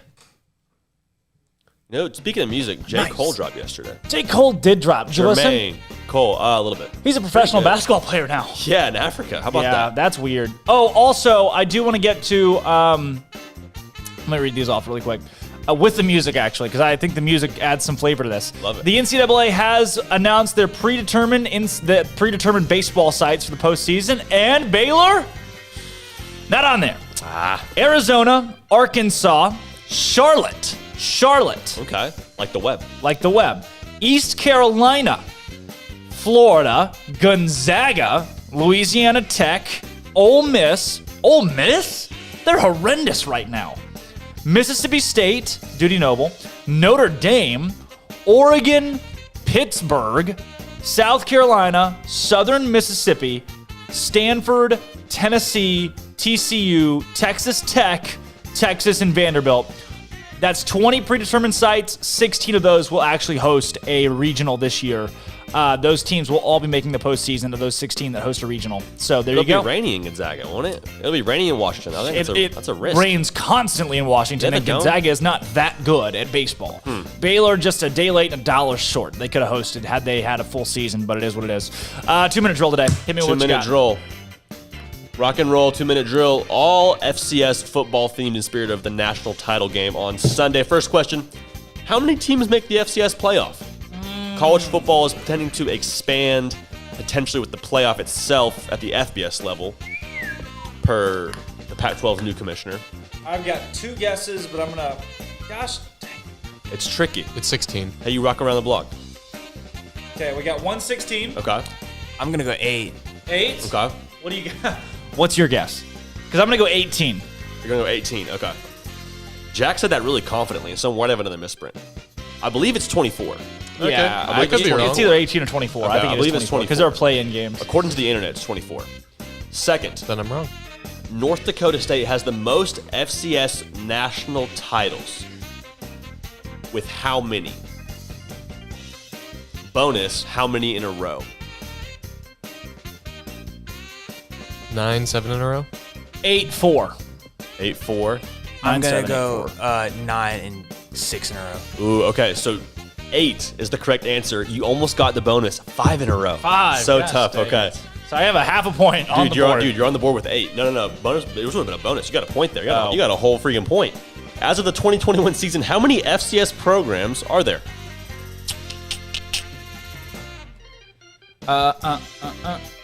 It's just whoever is closest gets the point, I guess? Yeah. Okay. I'm going to go 160. 160? I don't know. That's a lot. There's a lot of colleges out there. I'm going to go 120. 120? Jack, you going to split it here like a 140 piece? I wasn't paying attention. How many FCS teams are there? 138. Ooh. 127. Marquise was the closest. Wow, Nicely Marquise done. on the board. What is the equivalent? Excuse me. What is the equivalent? The equivalent. The equivalent of the FCS Heisman. What is that award called? Anybody? Hint, it's named after an NFL great. The Sanders Award? Sanders, okay. Jack, do you have anything? Nope. Walter Payton. Very nice. Walter Payton is the correct answer. 2 points on the board. Love that. Who is the winningest FCS team of all time? I'm going to go James Madison. James Madison?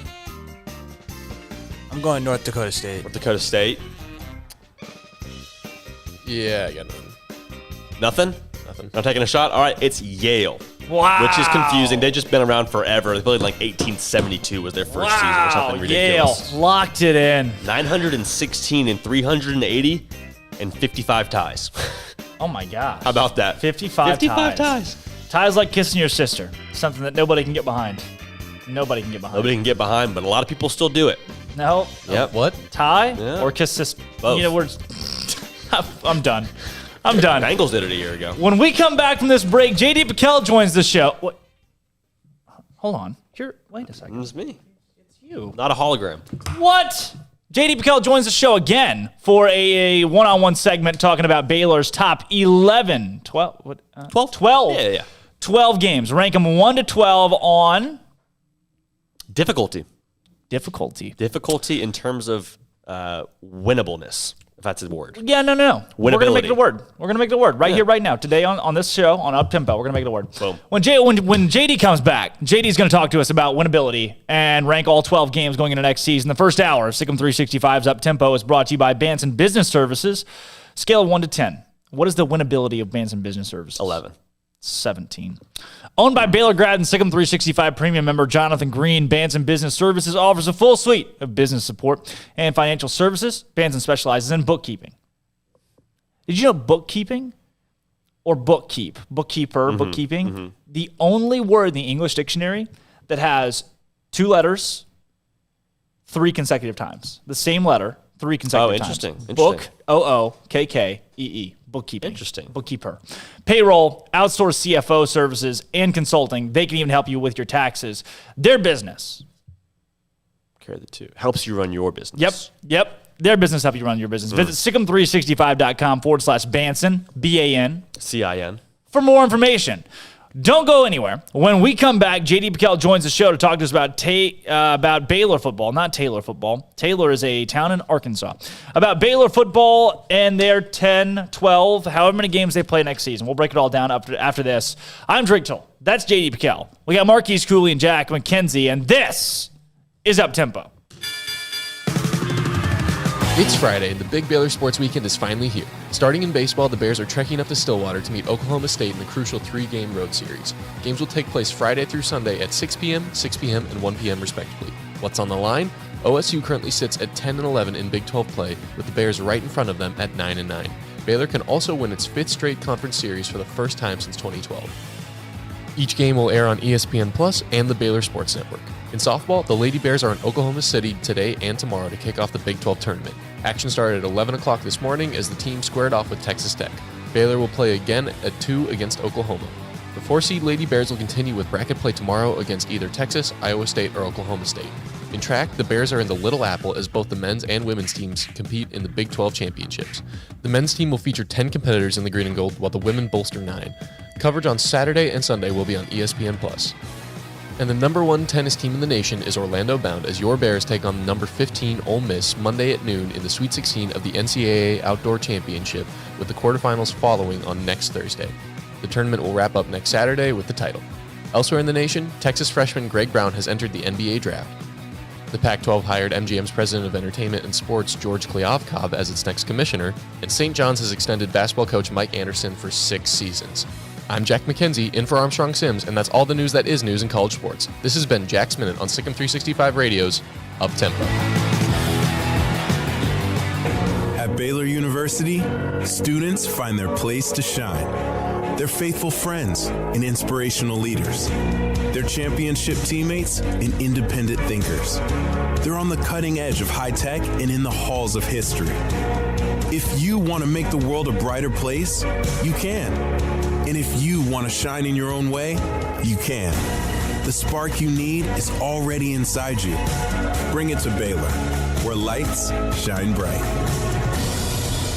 Alan Samuels is celebrating Jeep Freedom Days. It's an exciting time for the new Jeep Cherokee Latitude or Lux with up to $5,000 in values or 0% for 84 months. Wow, the new Jeep Cherokee Latitude Plus or Lux up to $5,000 in values or 0% for 84 months going on now.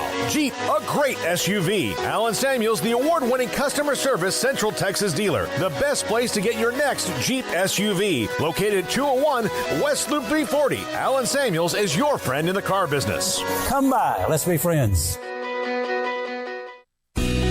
Let Camille Johnson Realtors guide you seamlessly through the process of buying your dream home or selling your current one. Commercial, farm and ranch, or residential, Camille Johnson Realtors can smoothly and successfully lead you through any transaction. With a team of 28 experienced agents who are excited about serving you, Camille Johnson Realtors services the entire greater Waco area. If you're in the market to buy or sell, contact Camille Johnson Realtors, 104 Midway Center in Woodway, or find them online at www.camillejohnson.com. Camille Johnson Realtors, elegant, charming, warm. Welcome home. Do you or your kids get nervous about going to the dentist? Stonewood Dental, Dr. Steve Childress, he can help. I've spent a career taking care of patients who as children had bad experiences, and now they're adults that hate going to the dentist. If I get a kid at 3 years old and they come every 6 months, and it's a happy experience. It's normal for them. Now they have an accident at 6 or 7 or 8 at school. Now they have a broken tooth or a trauma, and they have to come here. They're used to lights. They're used to water in their mouth. They're used to experience. They already trust us. It's amazing what we can do with that kid without it being a negative thing. But if I see a 6 or 7 or 8-year-old that's never been to the dentist, and now they have a trauma or an unfortunate unexpected toothache, it's harder to do that for that kid and it not be somewhat of a negative experience. So bottom line is I try to teach kids and adults and teenagers and everybody the way I'd want my family treated, which is where it's a necessary part of life. You just take care of it. It doesn't have to be that big a deal. Learn more, stonewood-dental.com. Parenting is full of surprises. You never know what to expect. So after our son was born, I called my Texas Farm Bureau insurance agent to set up a life insurance policy in case something happened to me. Sawyer is now 2. And we'll soon have a sister. There's no one else I would trust with protecting my family. Stop by and see our agents at one of our 3 McLennan County locations. Coverage and discounts are subject to qualifications and policy terms and may vary by situation. From the first workout to the last practice, sports is an incredible challenge. Hi, this is Dan Ingham with the First National Bank of Central Texas, and we're proud to support each athlete, every parent, and our educators. From families, small businesses, to the biggest industry, we're here to help. With remarkable products like First Free Checking, we've got banking ideas that fuel big dreams. The First National Bank of Central Texas. Familiar faces making local decisions. Member FDIC, Equal Housing Lender. Welcome back to Up Tempo on SicEm365 Radio. Call us on the Impact Health Labs caller line at 254-339-1122. Sit down, Bob. I'm not happy, Bob. Not happy. Now back to the Bears Den with Drake Toll and J.D. PicKell for the Blonde Boys Power Hour.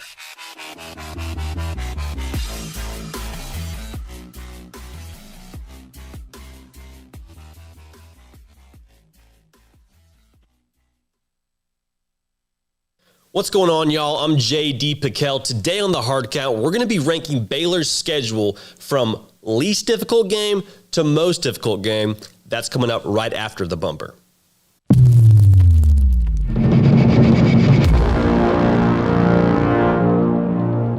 Let's get right into it. Texas Southern is your 12th most difficult game on the schedule because it's Texas Southern. It's at home. Do we need to say anything else? Okay, number 11 most difficult game is going to be at Texas State. Okay, it's in San Marcos, which is kind of strange for a team like Texas State to get Baylor at home. But hey, what are you going to do? I think Baylor should still handle that game pretty easily. Number 10 most difficult game on the schedule is going to be Kansas. Okay, you got to go to Kansas. I think Coach Leipold's the right guy for that team long term. I think he's going to be successful eventually, but this season, Kansas is going to Kansas, right? Okay, it's still this Kansas team that Baylor beat the brakes off of a year ago. Baylor should pick up where they left off and get through those first 3 games relatively unscathed. Now, your number 9 most difficult game of the season is going to be West Virginia. Now, West Virginia was a team that beat Baylor a season ago in Morgantown, and the special teams looked bad. The offense looked bad, which was foreshadowing of things to come. The offensive line really looked bad, which was unfortunate, but we kind of started to see the writing on the wall there. And the John Lovett touchdown got robbed. That was probably the weirdest deal to me of the early season for Baylor. So I think Baylor has this game circled on their calendar. Again, they get West Virginia at home, which I think is a big deal and is a very winnable game, if you ask me. Moving on to your number 8 most difficult game on the schedule, Texas Tech. On Senior Day, no less. You don't lose on Senior Day, okay? That's just the thing. You don't lose on Senior Day. Texas Tech, I'm not too concerned about any of the pieces they have in place.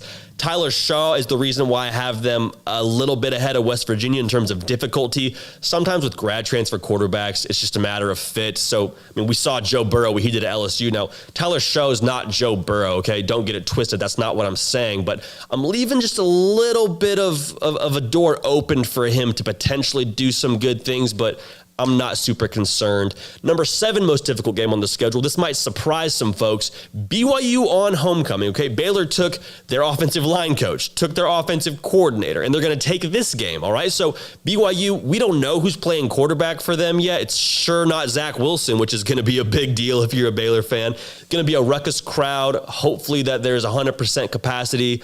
I like Baylor's chances in that game. I really, really do. Number 6, you got to go on the road to play Kansas State. Now, Kansas State, a team that Baylor played a year ago and was the only legitimate win, to be honest with you. I mean, they beat them in the rain, which probably gave Baylor the advantage, honestly. But Manhattan's a tough place to play. I mean, truthfully, that's why I have it at number 6. I don't think Baylor should lose to them, but just going to Manhattan, Kansas, it's a tough deal, all right? That's the bottom line. That's why I have it where I have it. Number 5 most difficult game is going to be at Oklahoma State. Similar to Kansas State, it's a tough place to play, man. Like, nobody wants to go into Stillwater. It hasn't always been kind to Baylor. Spencer Sanders is so streaky, man. I don't know if it'll be good Spencer Sanders or bad Spencer Sanders who shows up, but I really think that if it's good Spencer Sanders, that could be problems for Baylor. I don't foresee them having too many issues talent-wise. This was the Oklahoma State team that destroyed Baylor in their season finale a year ago. I think that was more to do with Baylor's psyche than anything, but all things considered, Stillwater's the reason why that's a tough place to play, and then the unpredictability of what Spencer Sanders could be. Moving on, your 4th most difficult game of the season for Baylor is going to be at TCU. Now, a couple reasons why this is. TCU in Fort Worth is really a tough place to play, and Gary Patterson teams just always have a great defense. That's just the reality of it. They're going to be strong defensively. They're going to make Baylor show what they have on offense. We're going to really find out a lot about this team and just how good they are offensively. And I think that's going to be a real put up or shut up game for Baylor. So that game's going to be tough, especially because of the personnel that TCU is going to combat Baylor with. So that game makes me nervous. I have it at number 4 most difficult. I have Texas at number 3. Now, they get Texas off a bye week. They get Texas at home, which is crucial. But the reason why I'm so concerned about Texas, probably more so than the average Baylor fan, Steve Sarkisian's a great offensive mind. All right, I don't know if we're giving that enough credit. Steve Sarkisian, whatever you want to say about him as a head coach, he knows how to draw up offensive plays. All right, and Casey Thompson, if he is even close to what we saw him do in that bowl game, he's going to be really special. I think his upside is super, super high. And so he's a guy that you should be maybe a little bit concerned with if you're a Baylor fan going into this game. Not to say anything of Bijan Robinson, who I think is one of the most explosive players in the country. So I'm drinking the Texas Kool-Aid a little bit more than I think most Baylor fans are. I think that's a game to watch out for. Again, love that it's off a bye week. Now, your 2nd most difficult game, no surprise here, it's going to be Iowa State. Now, you get Iowa State at home, but Brock Purdy coming back, I don't know if I'm necessarily sold on him, but what they ask him to do at Iowa State, he does really well. Now, don't forget, Baylor gave him a lot of problems, okay? A lot of problems last season in Ames. That was a game Baylor really could have won, but with them getting another year, kind of this being their put up or shut up year with Brock Purdy coming back, Breece Hall, he's the best back in the country. I don't know that there's much of an argument for anyone else. That's just my opinion. Men lie, women lie, numbers don't. And their defense is going to be good. What they do schematically gives teams problems. They like to prevent the big play, keep it all in front of them. And Baylor's going to try to push the ball more vertical this season. So that should be a good grudge match that we get to see in that game. And your number 1 most difficult game, it's a no-brainer, folks. The Oklahoma Sooners. Again, it's in Waco, which I love, but Spencer Rattler's already getting number 1 pick hype, and it's deserved. I mean, he's a guy that could be a Heisman candidate this time next year, when it's all said and done late in the season. They have so many weapons between Mims and Hazelwood. I mean, the Alex Grinch coach defense is going to be solid. Like, you just go down the roster, and they have a ton of talent. It'll be the most talented roster Baylor has to play this season. So I'm worried about that game the most. I think they're all winnable, as we saw what the Baylor defense was able to do to Spencer Rattler in Norman.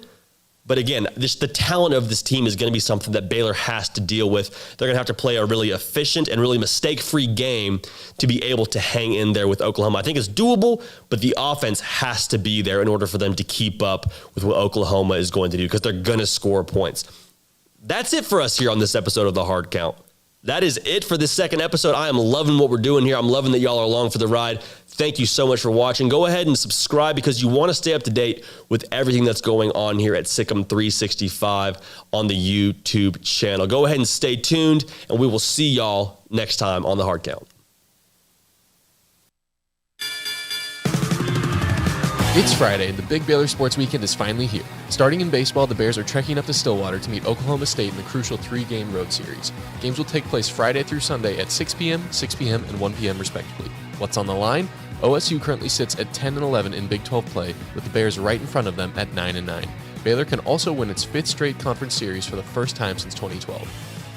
Each game will air on ESPN Plus and the Baylor Sports Network. In softball, the Lady Bears are in Oklahoma City today and tomorrow to kick off the Big 12 tournament. Action started at 11 o'clock this morning as the team squared off with Texas Tech. Baylor will play again at 2 against Oklahoma. The 4-seed Lady Bears will continue with bracket play tomorrow against either Texas, Iowa State, or Oklahoma State.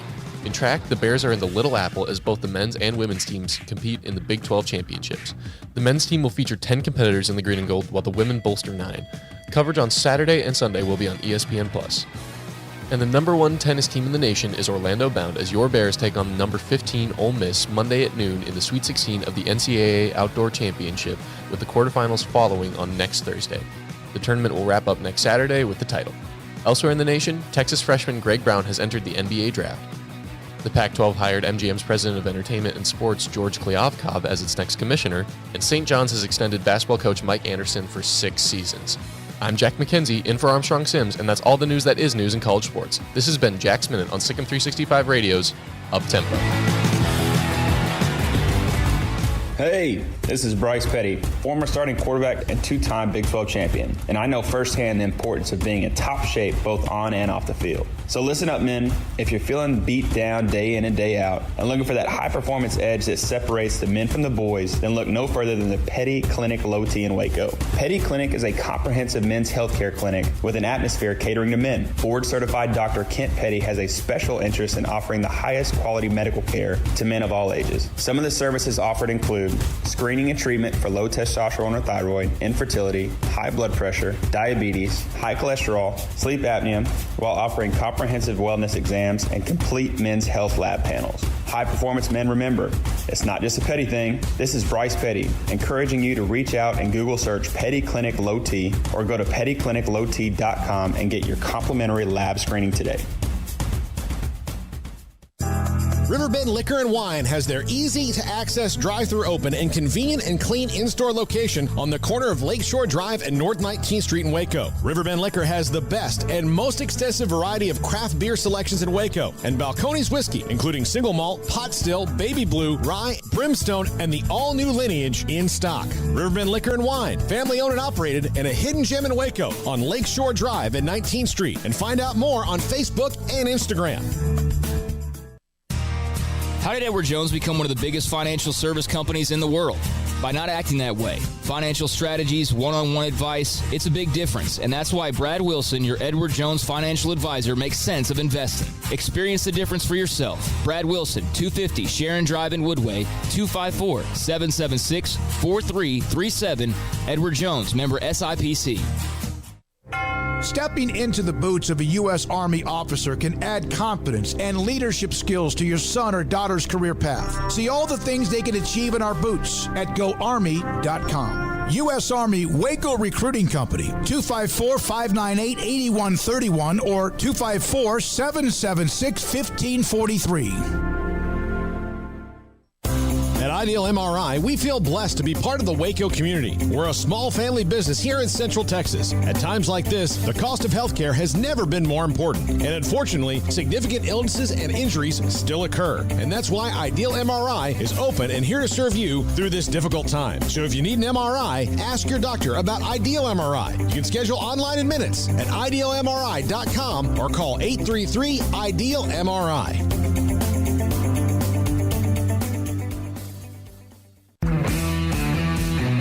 At Marco's Pizza, get craveable pizza made the Italian way with dough made from scratch, an original sauce recipe, 3 fresh signature cheeses, and premium toppings you love, served hot and safe. Right now, you can get unlimited medium one-topping pizzas for just $6.99 each. Why stop at just one? Order with your app or at marcos.com for curbside, carryout, or delivery today. Marco's, pizza lovers get it. Welcome back to Up Tempo on SicEm365 Radio. Why are you the way that you are? Honestly, every time I try to do something fun or exciting, you make it not that way. I hate so much about the things that you choose to be. Now back to the Bears Den with Drake Toll and J.D. PicKell for the Blonde Boys Power Hour.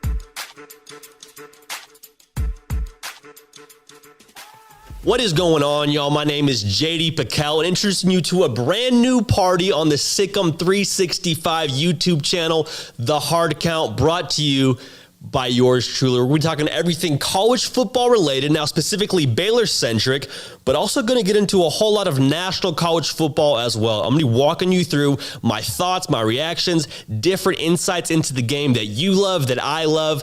I'm so glad you're here. This is going to be a lot of fun. First up, I'm going to tell you why I believe Baylor can challenge for a Big 12 title. All that is coming up after the bumper.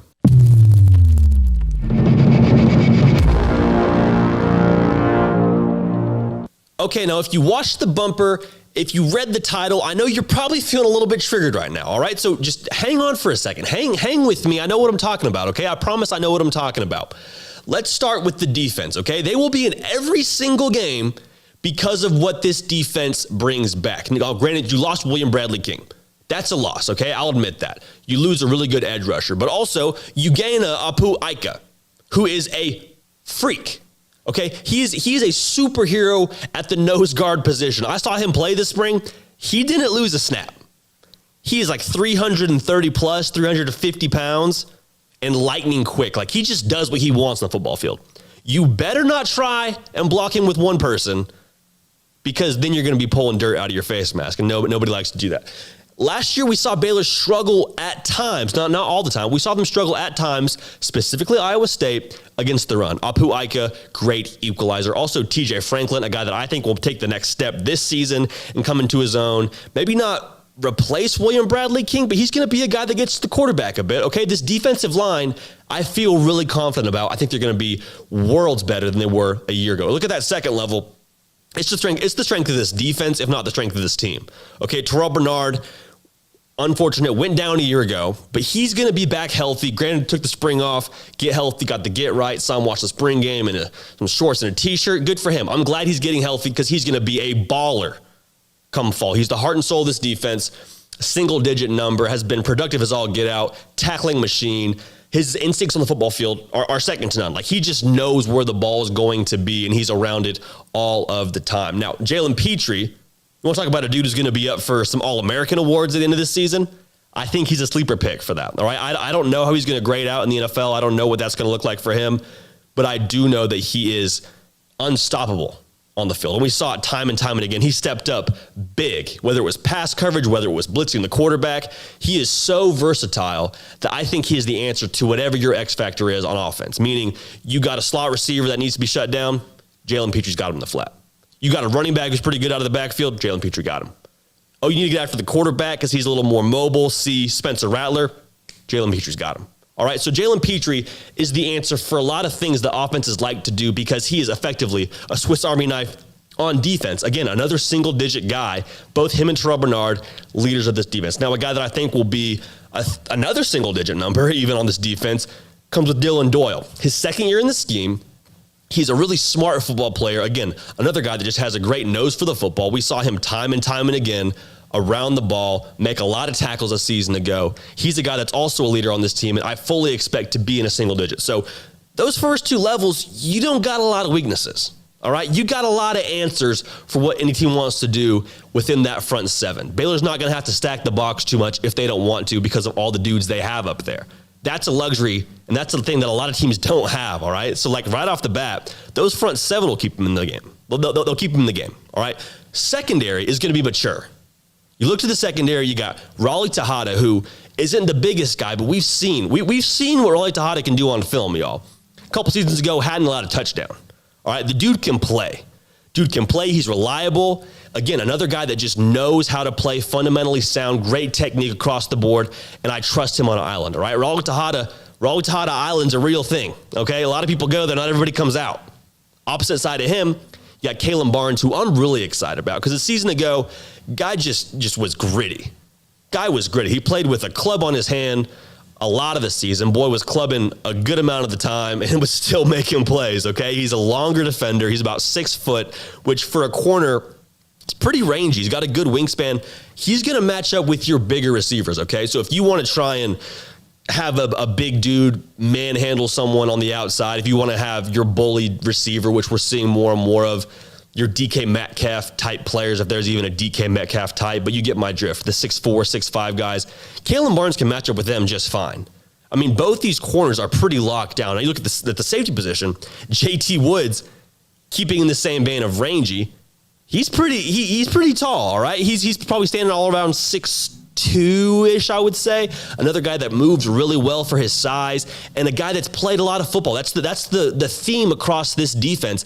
Guys that have played a lot of football, specifically in this secondary. Now, Christian Morgan is everything you want in a strong safety. Again, single digit. Now, that's the third single digit I've named on this defense already. Okay, he's a guy that comes downhill, plays the run really, really well. He's going to lay the love. He's going to set the tone with his physicality. You come over the middle, you better be looking for number 4 because he's going to give you a whole lot of shoulder, all right? You want to come and run that soft outside zone stuff, Christian Morgan's reading it quick, flying up, making a timely tackle. So that's what you have in this defense, guys that have played a lot of football. And we saw it a year ago. The teams that struggled with Baylor were the teams that couldn't have an answer for them when it came to what they did on defense. Okay, Oklahoma, supposedly the big dog, not just in the Big 12, but nationally. Some people have them picked to win the whole dang thing this year. And when I say the whole dang thing, national title hopes, Baylor defense gave them trouble, okay? They went to Norman and gave them trouble, gave them the worst offensive performance they had this season. All right, so this Baylor defense is for real. They're elite. They're going to keep them in every single game they play this season. Now, on the offensive side of the football, I think that's probably where most of you have your concerns, okay? This offense really struggled last year. Like let's just call a spade a spade. Whether you want to call it Charlie Brewer's fault, the former offensive scheme's fault, that's probably another video for another time. But all that's to say, both of those variables are eliminated, okay? So what's left are the players. What's left are the skill players, in my mind, that can make a huge difference. You got guys like R.J. Sneed and Tyquan Thornton on the outside, okay? Both those guys can ball. Different players, but both can ball. Tyquan Thornton, legitimately a 4.29 guy that didn't get enough touches last year, that wasn't healthy all the time last year. He's going to be healthy this year. He's going to be ready to go, and he's going to be a problem if you want to go ahead and creep those safeties up like we saw a lot of teams do a year ago. He's going to make you pay. He's going to go over the top, and his speed is second to none. R.J. Sneed, a guy who's gritty, makes a lot of tough catches. I swear he has glue on his hands at all times. He's really productive. He's another leader on this team, not just that receiver room. He's going to be another big-time player for them this season. Now, you look at the backfield, Squirrel Williams, I hope he's healthy. We don't know for sure. Treston Ebner, an All-American kind of guy, is a specialist. He's special when he gets the ball in his hands. I mean, Quaylon Jones, I expect him to take another step. This offensive line, I know there's holes on the offensive line. I know they haven't played enough together, but I think with Eric Mateos, they're going to be in good shape to take the next step and just be somewhat competent. If they can be competent and give whoever's playing quarterback back there a few seconds to throw, they got dudes, all right? They got dudes that can make plays. They got a lot of guys that I think will be all conference when it's all said and done this season between Ebner, Sneed, and Thornton. Also, I want to mention the X factor really quick before we move on here. Fleeks and Dabney are guys that I think will be big-time contributors this season because of what this offense wants to do in pushing the ball down the field, specifically on the hashes. So if Fleeks ends up being that guy for you in the slot, his speed and his shiftiness, he's going to be tough to deal with. We saw Dabney, just a big physically imposing presence at the end of last season, do a lot of good things. He's exciting. He'll be, I guess, technically still a freshman, but it'll be his second year in the college level. They're going to be guys that I think have a chance to be really good. Fleeks is a guy that I got to see up close and personal when I was on the team. There were times where he was the best receiver in that room. I mean, he's a different player than a Denzel Mims or a Thornton or a Sneed, but in terms of shiftiness, in terms of quickness, he is world class, okay? So I think if he's able to win that job, he can just do a lot of damage with what they want to do with pushing the ball down the hash. I'll make this last point quick. Listen, there's a lot of talk about who's going to be the quarterback, whether it's Zeno, Bohannon, Chapin. Bottom line, a lot of us are going off what we heard. Okay, a lot of us are trusting a certain narrative about Gary can't throw or Zeno has this hindrance or Chapin hasn't played enough, he's not tall. Like, let's just all calm down because whoever plays quarterback, their job is going to be fairly simple. Hand the ball off to Ebner, hand the ball off to Quaylon Jones, get it out to Thornton, get it out to Sneed, and get it out quick. The quarterback isn't going to have to be Superman for this team to be successful. So whether it's Bohannon, whether it's Zeno, whether it's Chapin, I mean, take your pick. Whoever's the right guy will be the right guy, but this offense isn't going to lean specifically on the quarterback to do it all, okay? They have a lot of pieces around him to take the pressure off and allow them to challenge. So Baylor's going to be in every single game this season. I think that we saw that a year ago, too. I think it was 3 games that Baylor lost by a score.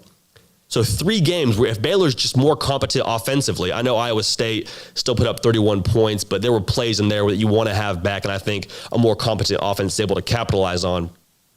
A competent offense probably wins those 3 games, and then there's the factor of momentum and where you're looking at during the season, but this team has a lot of weapons and a lot of potential. So Big 12 title is definitely a thing that you can talk about, okay? I get why you're not, because it's a 2-7 season a year ago, but I think we need to look a little bit closer at what we got here, all right? Baylor's Sugar Bowl season, they were projected to have 7.5 wins, which I think is what a lot of people are looking at right now, maybe closer to 6.5 wins. But this Baylor team is primed to do a lot of really good things, and they've done it really quietly. So that's it for this first episode of The Hard Count, y'all. I'm juiced up. I'm excited to talk everything Baylor football, National College football. Again, it's going to be a good time. I'm glad you're here with me. I'm glad we're doing this. We'll see y'all next time. Again, this has been The Hard Count with J.D. PicKell.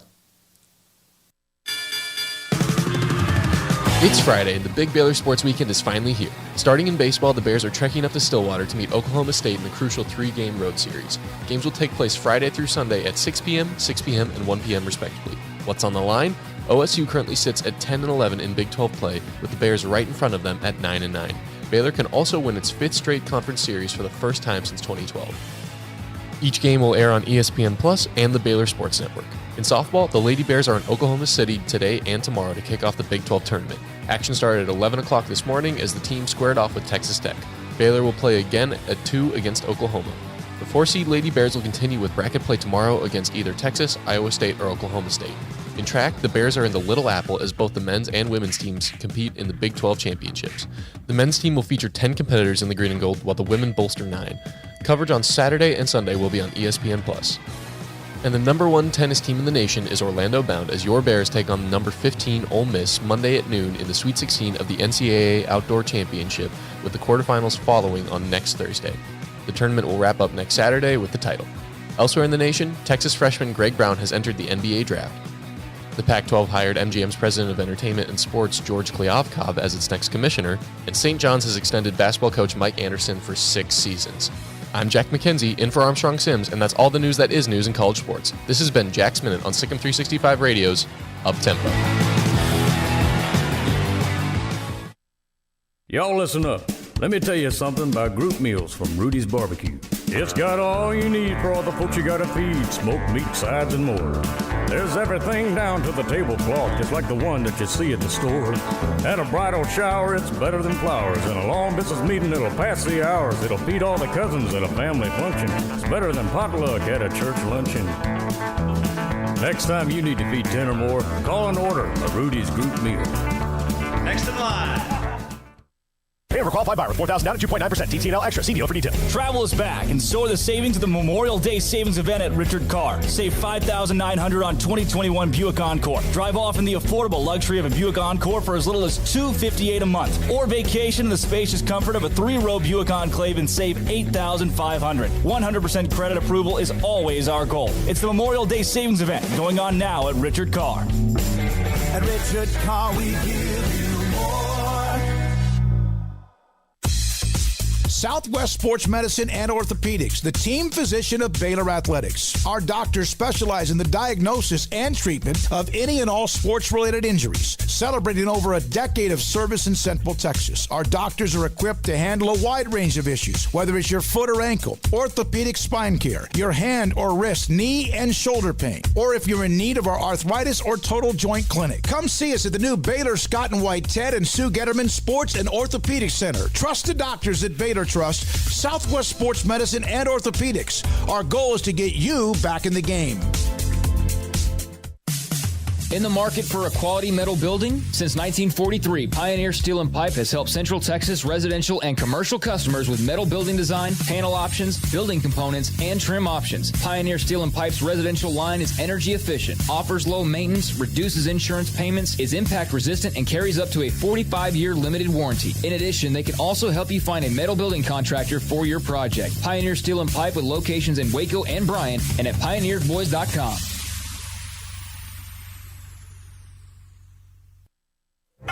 Boots add protection. Good boots help you climb better and move forward faster. And when your son or daughter steps into the boots of a U.S. Army officer, they also learn how to lead. In these boots, they'll gain more confidence with expert training in one of more than 150 occupational specialties. In these boots, they'll stand a little taller and lead a team with diverse backgrounds and areas of expertise to successfully accomplish whatever challenge comes next. In these boots, they'll earn respect with valuable experience from day one that will give them solid footing for success into the future. Highly qualified candidates who earn a spot on our team can receive comprehensive health care coverage, college tuition assistance, and a bonus of up to $40,000. See all the things your son or daughter can achieve in our boots at GoArmy.com. U.S. Army Waco Recruiting Company, 254-598-8131 or 254-776-1543. Welcome back to Up Tempo on SicEm365 Radio. Cynthia, Jesus died for our Cynthias. Call us on the Impact Health Labs caller line at 254-339-1122. Julia Roberts. Julia Rob. Now back to the Bears Den with Drake Toll.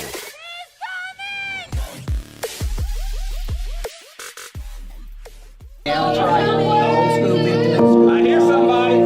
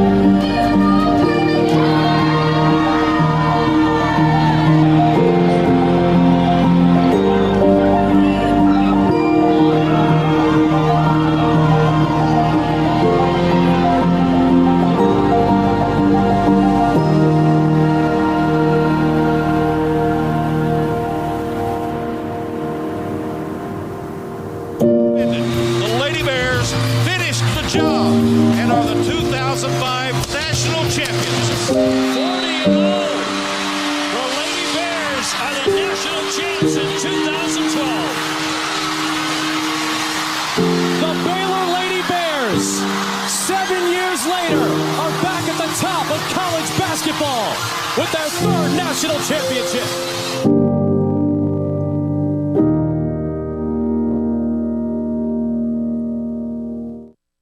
From Tickfall, Louisiana to Waco, Texas, Kim Mulkey became a Baylor legend. This weekend, she'll be enshrined in the Naismith Hall of Fame, joining the likes of legends from across the game of basketball, whether it be collegiate or professional, like Kobe Bryant, Tim Duncan, and Kim Mulkey certainly deserved it.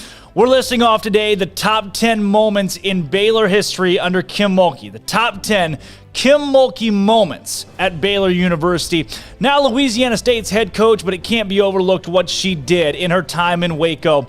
And I got to tell you, big thank you to Jerry Hill and Bryce Cherry, both of those guys who have been around Baylor athletics for a long time and helped put together this list. And we'll start with the honorable mentions.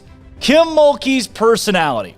21 years. I know it's not a moment, but you can't go without mentioning Kim Mulkey's personality.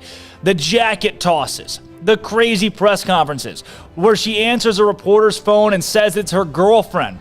Everything that Kim Mulkey did was fun. She had fun with what she brought to Baylor University. Yeah, she was fiery, but folks loved it. She's somebody that when she was at Baylor, you wanted on your court, on your sideline, on your side. Kim Mulkey was a legend in her own right when it came to her personality and what she brought to the game as an icon. Not just a legend, but an icon in the game of women's basketball. Personality, jacket tosses, press conferences, and how can you forget the outfits? Classic, legendary Kim Mulkey outfits that she brought to every game. You never knew what she was going to wear, but it was always something different that caught everybody's attention. Honorable mention also includes just 16 games. 16 games where opponents shot over 50%. 100,000 plus fans in the Farrell Center. 14 straight years under Kim Mulkey over the course of seasons. 100,000 people that walked through the doors in Waco, Texas to enjoy Lady Bear basketball in 14 straight years under Kim Mulkey's reign, dating up to the COVID-19 season. And in 2012-2013, 9,000 a night. The team averaged 9,000 people a night. Those, the honorable mention of moments under Kim Mulkey. And while when we get to the top 10, they're not all specific moments. A lot of these have to do with seasons or things that happened under Kim Mulkey's reign that were huge for not just her, not for just the Lady Bears, but for women's basketball as a whole and for Baylor University and Baylor athletics as a whole. And we'll start with number 10, January 9th, 2020. Arguably the highlight of the COVID-19 shortened season, beating top-ranked UConn. Baylor goes on the road to UConn and wins 74-58. Following a loss to South Carolina earlier in the year, folks didn't know what Baylor was going to bring to the table following the championship season. What would they do in 2020? Well, Kim Mulkey said this team is back and they're almost as good as they were before, if not just as or better, by knocking off UConn by 16 on the road in Connecticut. That snapped the Huskies' 98-game home court winning streak.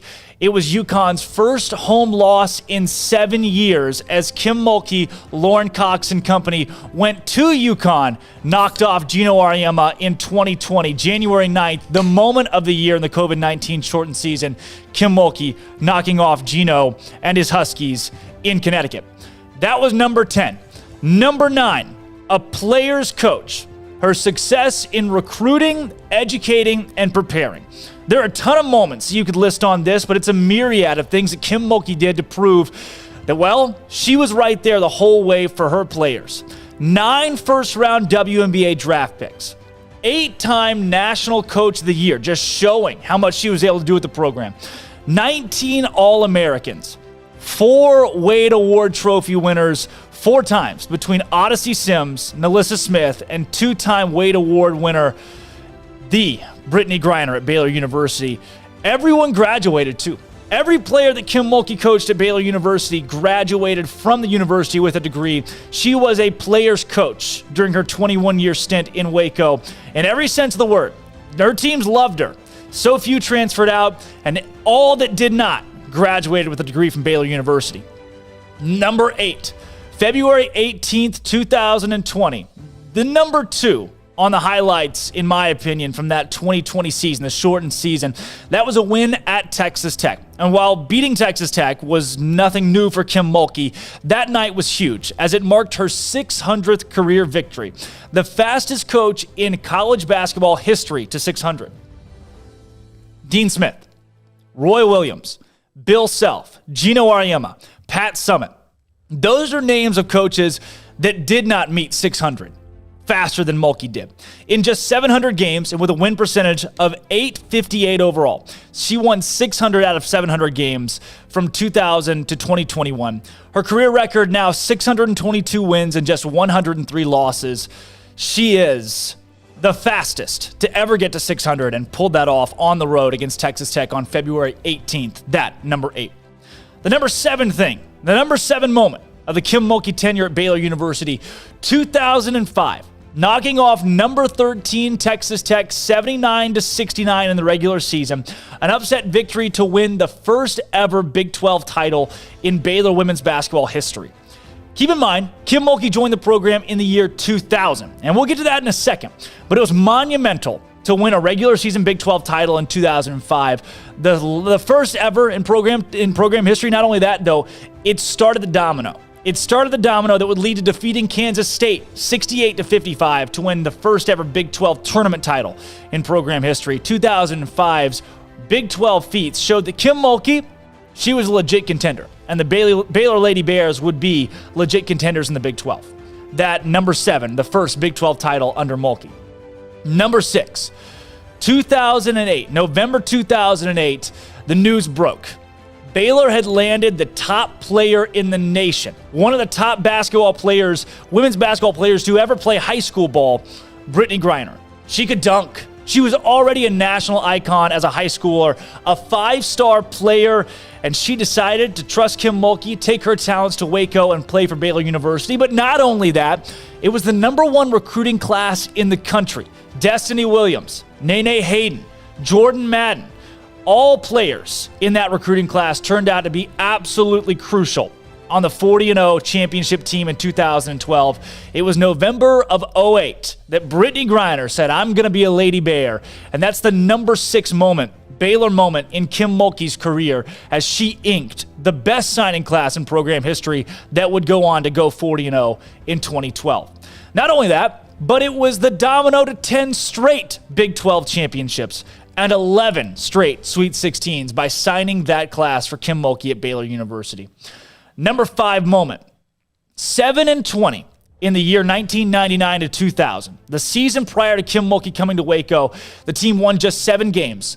They had never been to an NCAA tournament. They were last in the Big 12 conference. Kim walked into a program having never been a head coach before, and well, she pulled off an unbelievable feat in year 1. 21-9 record, a postseason bid. She took the Lady Bears dancing for the first time ever in her first season in Waco as the head coach of the program. From 7-20 the year prior to Kim Mulkey to her first season ever as a head coach anywhere to 21-9 and a trip to the NCAA tournament. Number 4, and this one cannot be overstated. The first that I can find, Naismith Hall of Fame inductee in Baylor history. Kim Mulkey got the nod just less than 2 years ago, around a year ago. They let her know, hey, not only are you a nominee this year, but you're making it in. Kim Mulkey, a Naismith Hall of Famer, the fastest of 600 wins in her sport, an icon in her sport, and will now be honored this weekend. Introduced by Michael Jordan, and honored along with guys like Kevin Garnett and Tim Duncan, legends in the game. And Kim Mulkey will be right up there with them, enjoying a Naismith Hall of Fame induction. She's in just about every other Hall of Fame that exists. Why not add the greatest honor in basketball? Kim Mulkey, the number 4 moment of her at Baylor University being inducted in the Naismith Hall of Fame. Number 3, the return to glory. 2019, 7 years removed. It was April 5th of that season. Everyone remembers Chloe Jackson's scoop layup to beat Notre Dame 82-81. But I'll take you back. The final in the final, 2 days later. But she gave Baylor the lead with the exact same play to help beat Oregon and Sabrina Ionescu 72-67 in the semifinals of that same tournament in 2019. Chloe Jackson, 2 clutch shots. Arika Gumbawale misses the free throw in 2019. Baylor in Tampa returns to glory, wins the national championship 7 years after pulling it off in 2012 with that undefeated team. Kim Mulkey, glory at Baylor University with Kalani Brown and Lauren Cox, Chloe Jackson, and another title on April 5th, 2019. That's the number 3 moment. The number 2 moment in Kim Mulkey's tenure at Baylor, a national championship in 2005. Baylor Athletics, consider yourself put on the map. For the first time in program history, a major sport won a title. Kim Mulkey is quoted as saying following the win, "We won a national championship with players that were unranked and nobody wanted." It was Mulkey's drive, her scheme, her will to win, her hunger for success that drove the Lady Bears to a 2005 title. 5 years removed from Mulkey taking over a program for the first time in her career. 5 years removed from never having been to an NCAA championship. 2 years removed from scandal in the men's basketball program where people across the country thought that Baylor athletics as a whole would never be the same, she brought the program out of nothing to a national championship in 2005, the brightest spot, the first bright spot in Baylor athletics history to show that the program was committed to winning, could win national titles, and that Baylor was back on the athletic scene. That was a jolt, the biggest moment to the point in Baylor athletics history, and it's what built Baylor into an athletics powerhouse. That season, the team beat 3 1 seeds in the tournament, beat 3 1 seeds, blowing out Michigan State in the national championship 84-62, and they rallied from an early 15-point deficit in the Final Four to beat number 1 seed LSU 68-57. That championship in 05, the biggest moment to that point in Baylor athletics history. Then the number 1 moment in college basketball, maybe college athletics history, the greatest season in college athletics history, the greatest season in sports history. December 18th, 2011 is where it all started. Baylor beat UConn 66-61 in a number 1 versus number 2 matchup in Waco. Baylor led by the great Brittany Griner. Baylor had the great Odyssey Sims. That was the first of 4 wins against Gino Auriemma and the UConn Huskies. That one on December 18th. Fast forward to April of 2012. 40-0. Baylor. Glory. Knocking off Notre Dame to eclipse the very first undefeated 40-0 season in collegiate basketball history on the men's or women's side. It is the greatest single season in sports history, period. 40 wins, no losses. Wade Award winner Brittany Griner, first team All-American Baylor. That 2008 recruiting class, Kim Mulkey, took them to the eclipse of college athletics with a national championship, their first since 05, the first in 7 years, knocking off Pat Summitt on the way to winning it and taking home a 40-0 undefeated campaign for Kim Mulkey and the Lady Bears, solidifying her as one of the greatest to ever coach the game. Kim Mulkey spent 21 seasons at Baylor University. From Tickfaw, Louisiana to Waco, Texas, she became not just a Baylor legend, not just a legend in the state of Texas, but a national legend. A legend in her sport, in the game of basketball, and an icon that will stand the test of time. No matter your opinion on Kim Mulkey, she is one of the greatest to ever do it in women's college basketball. She built Baylor athletics, and she is a Naismith Hall of Famer after 21 seasons at Baylor University, winning 3 national championships, 622 games, over a dozen Big 12 regular season and tournament titles, combined 23 Big 12 championships, 19 All-Americans, 9 first-round WNBA draft picks, Brittany Griner, the first pick overall. Kim Mulkey did things at Baylor that no one thought would ever be possible, and she deserves every bit of her Naismith Hall of Fame induction this weekend. Those are the top 10 moments in history as Kim Mulkey, in the Kim Mulkey era at Baylor University. Her top 10, the top 10 Kim Mulkey moments at Baylor. I'm Drake Toll. Jack McKenzie and Marquise Cooley are in studio with us. That is top 10 moments for Kim Mulkey at Baylor, leading the women's basketball program to glory. When we come back, Jordan Strickland joins the show. We're going to talk about Baylor softball as they're in the Big 12 championship tournament. Thanks for joining us today on Up Tempo. Don't go anywhere. This is, well, like I said, Up Tempo. It's Friday, and the big Baylor sports weekend is finally here. Starting in baseball, the Bears are trekking up to Stillwater to meet Oklahoma State in the crucial 3-game road series. Games will take place Friday through Sunday at 6 p.m., 6 p.m., and 1 p.m. respectively. What's on the line? OSU currently sits at 10-11 in Big 12 play, with the Bears right in front of them at 9-9. Baylor can also win its 5th straight conference series for the first time since 2012. Each game will air on ESPN Plus and the Baylor Sports Network. In softball, the Lady Bears are in Oklahoma City today and tomorrow to kick off the Big 12 tournament. Action started at 11 o'clock this morning as the team squared off with Texas Tech. Baylor will play again at 2 against Oklahoma. The 4-seed Lady Bears will continue with bracket play tomorrow against either Texas, Iowa State, or Oklahoma State. In track, the Bears are in the Little Apple as both the men's and women's teams compete in the Big 12 championships. The men's team will feature 10 competitors in the green and gold, while the women bolster 9. Coverage on Saturday and Sunday will be on ESPN+. And the number 1 tennis team in the nation is Orlando bound as your Bears take on number 15 Ole Miss Monday at noon in the Sweet 16 of the NCAA Outdoor Championship, with the quarterfinals following on next Thursday. The tournament will wrap up next Saturday with the title. Elsewhere in the nation, Texas freshman Greg Brown has entered the NBA draft. The Pac-12 hired MGM's president of entertainment and sports, George Kliavkoff, as its next commissioner, and St. John's has extended basketball coach Mike Anderson for 6 seasons. I'm Jack McKenzie, in for Armstrong Sims, and that's all the news that is news in college sports. This has been Jack's Minute on SicEm365 Radio's Up Tempo.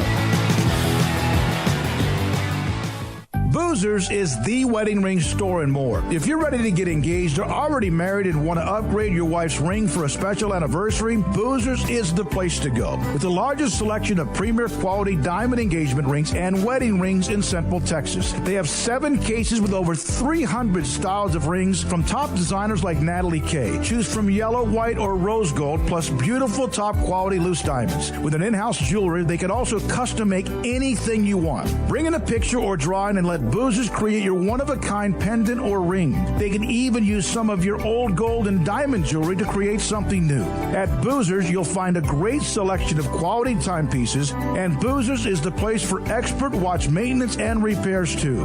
They specialize in expert Rolex watch repair for fine jewelry, watches, custom work, and more. Go to Boozers on Valley Mills and Lake Air Drive in Waco. Boozers, the wedding ring store and more.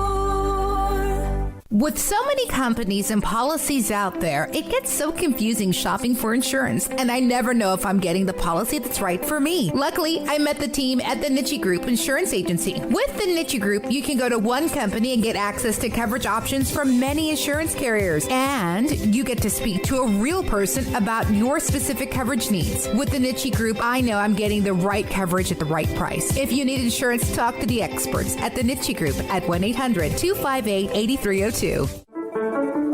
One size fits all. That may be all right for an adjustable belt or cheap sunglasses, but when it comes to your financial needs, no one wants a one-size-fits-all strategy. Cam Heathcott, your Edward Jones financial advisor, knows that his most important goals are yours. That's why he takes the time to understand your needs, knowing you. That's how Edward Jones makes sense of investing. Cam Heathcott, covering Conroe and Houston, 936-756-7717 or cam.heathcott@edwardjones.com. Edward Jones, member SIPC.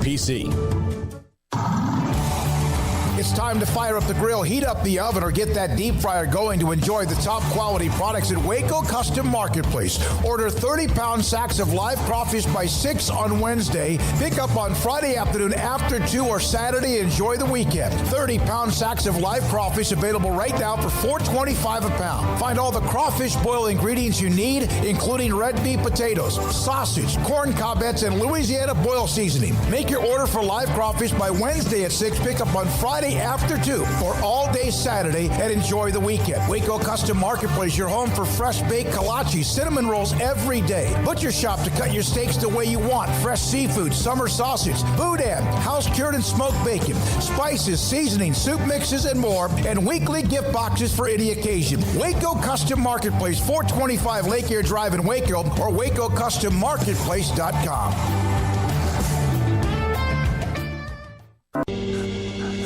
Alan Samuels is celebrating Jeep Freedom Days. It's an exciting time for a new Jeep Grand Cherokee Laredo with up to $37.50 in values or 0% for 72 months. The new Jeep Cherokee Laredo is built tough, and with the Jeep Freedom Days going on now, it's a great time for a new Jeep SUV. Alan Samuels, the award-winning customer service Central Texas dealer. The best place to get your next SUV. Located at 201 West Loop 340, Alan Samuels is your friend in the car business. Come by, let's be friends. Welcome back to Up Tempo on SicEm365 Radio. No capes. Do you remember Thunderhead? Tall, storm powers. Nice man. Good with kids. Listen. Call us on the Impact Health Labs caller line at 254-339-1122. Dynaguy, snag on takeoff. Splashdown, sucked into a vortex. No capes. Here's Drake Toll and Armstrong Sims. Welcome back into the Petty Clinic Low T Bears Den. Happy Friday, everybody. Rounding out the last hour of the Up Tempo today. Baylor softball in action right now in the Big 12 tournament, taking on Texas Tech in pool play, and they'll face off against Oklahoma at the conclusion of that one at 2 o'clock. Joining the show to help us break it down, Baylor softball ESPN Plus analyst Jordan Strickland. Jordan, thanks for coming on today. Yeah, thanks for having me. This is great. I'll talk softball any day, so just let me know. I love it. Jordan, for yourself, former first team or former All Big 12 selection, All College World Series tournament team. I mean, your accolades yourself as a Baylor softball player to get to follow this team now as an analyst, somebody that gets to call these games on ESPN Plus from time to time. What is that like for you, taking on this new role with BU softball? Yeah, it's so fun. It allows me to stay connected in softball and stay connected with Baylor and their program. I've loved playing at Baylor and playing for Coach Moore, and just so many great things and great opportunities have come from that experience. So I love just being able to stay connected and keep up to date with everything. Jordan, as the regular season kind of winds down and we're looking at Baylor getting into the swing of postseason play, one of the things we had Dan Ingham on last week, he was talking about the hardships this team has faced, whether it be injuries, COVID, things like that. Fill us in on some of the things maybe this team has gone through so far this year. Yeah, absolutely. I think the biggest thing would be losing Coach Mark Lumley. His retirement and ultimately his passing last December was really hard for just the entire program. Even, the alumni like myself, it's such a huge hit. We love and miss him dearly. So that this team is wearing that on their hearts. They've dedicated this season to him. And then, just the struggles that everybody's been going through with COVID and the quarantining. And this program has had to close down, for weeks at a time, multiple times, halting practices and just kind of that team bonding element. So really difficult circumstances across the board. Yeah, you mentioned a few injuries, huge players, Nikki Dawson, Anna Watson, Madison Kettler. Those are all really big athletes for this team that their leadership is for sure missed. Just a lot of adversity, like you said. Jordan, looking up down the roster, you've got players like Gia Rodoni in the circle. And Aaliyah Binford has gone out there as well, Sydney Holman-Manziel. I want to take a second to stop right there with Sydney Holman-Manziel and what she's been able to put together this season. I know everybody remembers that year where she was the only pitcher for Baylor. She threw an unrealistic amount of innings for the team, and the season didn't go Baylor's way just because, she was all they had. Talk about her progression as an athlete at Baylor from that year in 2019 now to this season.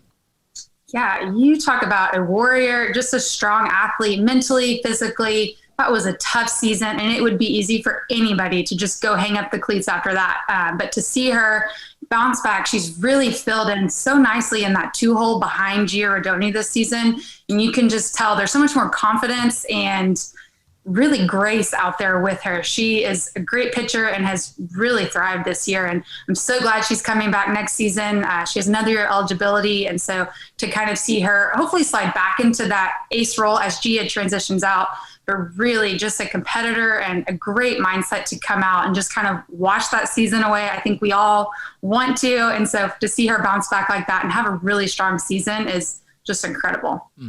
Jordan, at the same time, with Gia Rodoni on the other side, you yourself got to play quite a bit as a freshman. Started 55 games when you played for Baylor as a freshman. Gia was very similar in that her freshman year into her sophomore year, she was throwing at the College World Series. She was looked to perform very early on. And now as a sixth-year senior, how the game changes in those 5 or 6 years, even in your experience from your freshman to senior year, how much can change just in the game of collegiate softball in that period of time? Yeah, absolutely. And especially for pitchers, I'll say, it's even more, emphasized with the pitcher. As you throw more and the scouting report gets out and hitters get accustomed to you, it is so much harder to be successful as a pitcher throughout your career. And you look at Gia specifically, she had a medical red shirt. She was coming back last year and then COVID shut down the season. And so to see her bounce back, basically her 6th year, that is so much time, as you mentioned. And so to see even the success she's having today in the game, she's got a season high 11 strikeouts, which is so great. It's really difficult, probably more than any other position, to kind of be just elite in the circle throughout your entire career. So really just proud of her and props to her for keeping that dominance through the whole, tenure of her career. Jordan, looking elsewhere through the lineup, you got players like Emily Hott. Hott now all Big 12 athlete, having never played in a Big 12 series prior to this season. Lou Gilbert stepping into a new role in left field and being a leadoff hitter where she has really thrived this season. I kind of talk about those two and what they brought to this team now as all Big 12 honorees. Yeah, both of those, the 1-2 punch is what they're calling them. Both of those players have really stepped up this season. Emily started the season kind of batting in that 9-hole, in and out of the lineup offensively, but has really turned around and been just a staple piece of this lineup. And Lou Gilbert really transitioned nicely after Nikki Dawson went down into that leadoff spot. She's been hitting like 360 since she took over in that leadoff spot. So really just kind of the natural leadership ability emerging there. And they've been just a spark plug for the offense. And so in order for us to be successful moving into postseason, we need those two to kind of anchor down and carry the team. I love you said that. In order to be successful, what are some of those other keys that Baylor has to check off, those boxes to check off, even with injury, battling COVID, battling so much, the things that Baylor's got to do to compete in the postseason to try to make another World Series run? Yeah, so the last few weeks, kind of our offense has disappeared a little bit, so would really love to see the bats work in today. They look a lot more aggressive. They're swinging the bat hard against Texas Tech, really taking aggressive cuts. We're having a hard time stringing them together and really putting runs across the board, right? So we need the top of the order to stay hot with Emily and Lou Gilbert, but then we also need that to kind of trickle down and to pass the bat. We don't need anybody to do it on their own, but we need more than those two to kind of get the lineup going, get the offense rolling. For defense, we need Gia to continue to throw consistently. I think it's unrealistic to expect her to throw shutouts, no hitters. It's fair to give up runs at this point, at this level, right? All these teams are so great. And so to expect shutouts is just not realistic. So our offense really has to just kind of wake up and get the bats going. Jordan, looking at that, I want to take you back to your College World Series run that you were able to be a part of at Baylor. What was it about that team? One of my favorite parts about every College World Series team under Glenn Moore is that nobody ever expects it. It's like, all right, there's the little small-town Texas Baptist school. Like, there's just, yeah, they're scrappy and good, but how are they going to make it to a College World Series?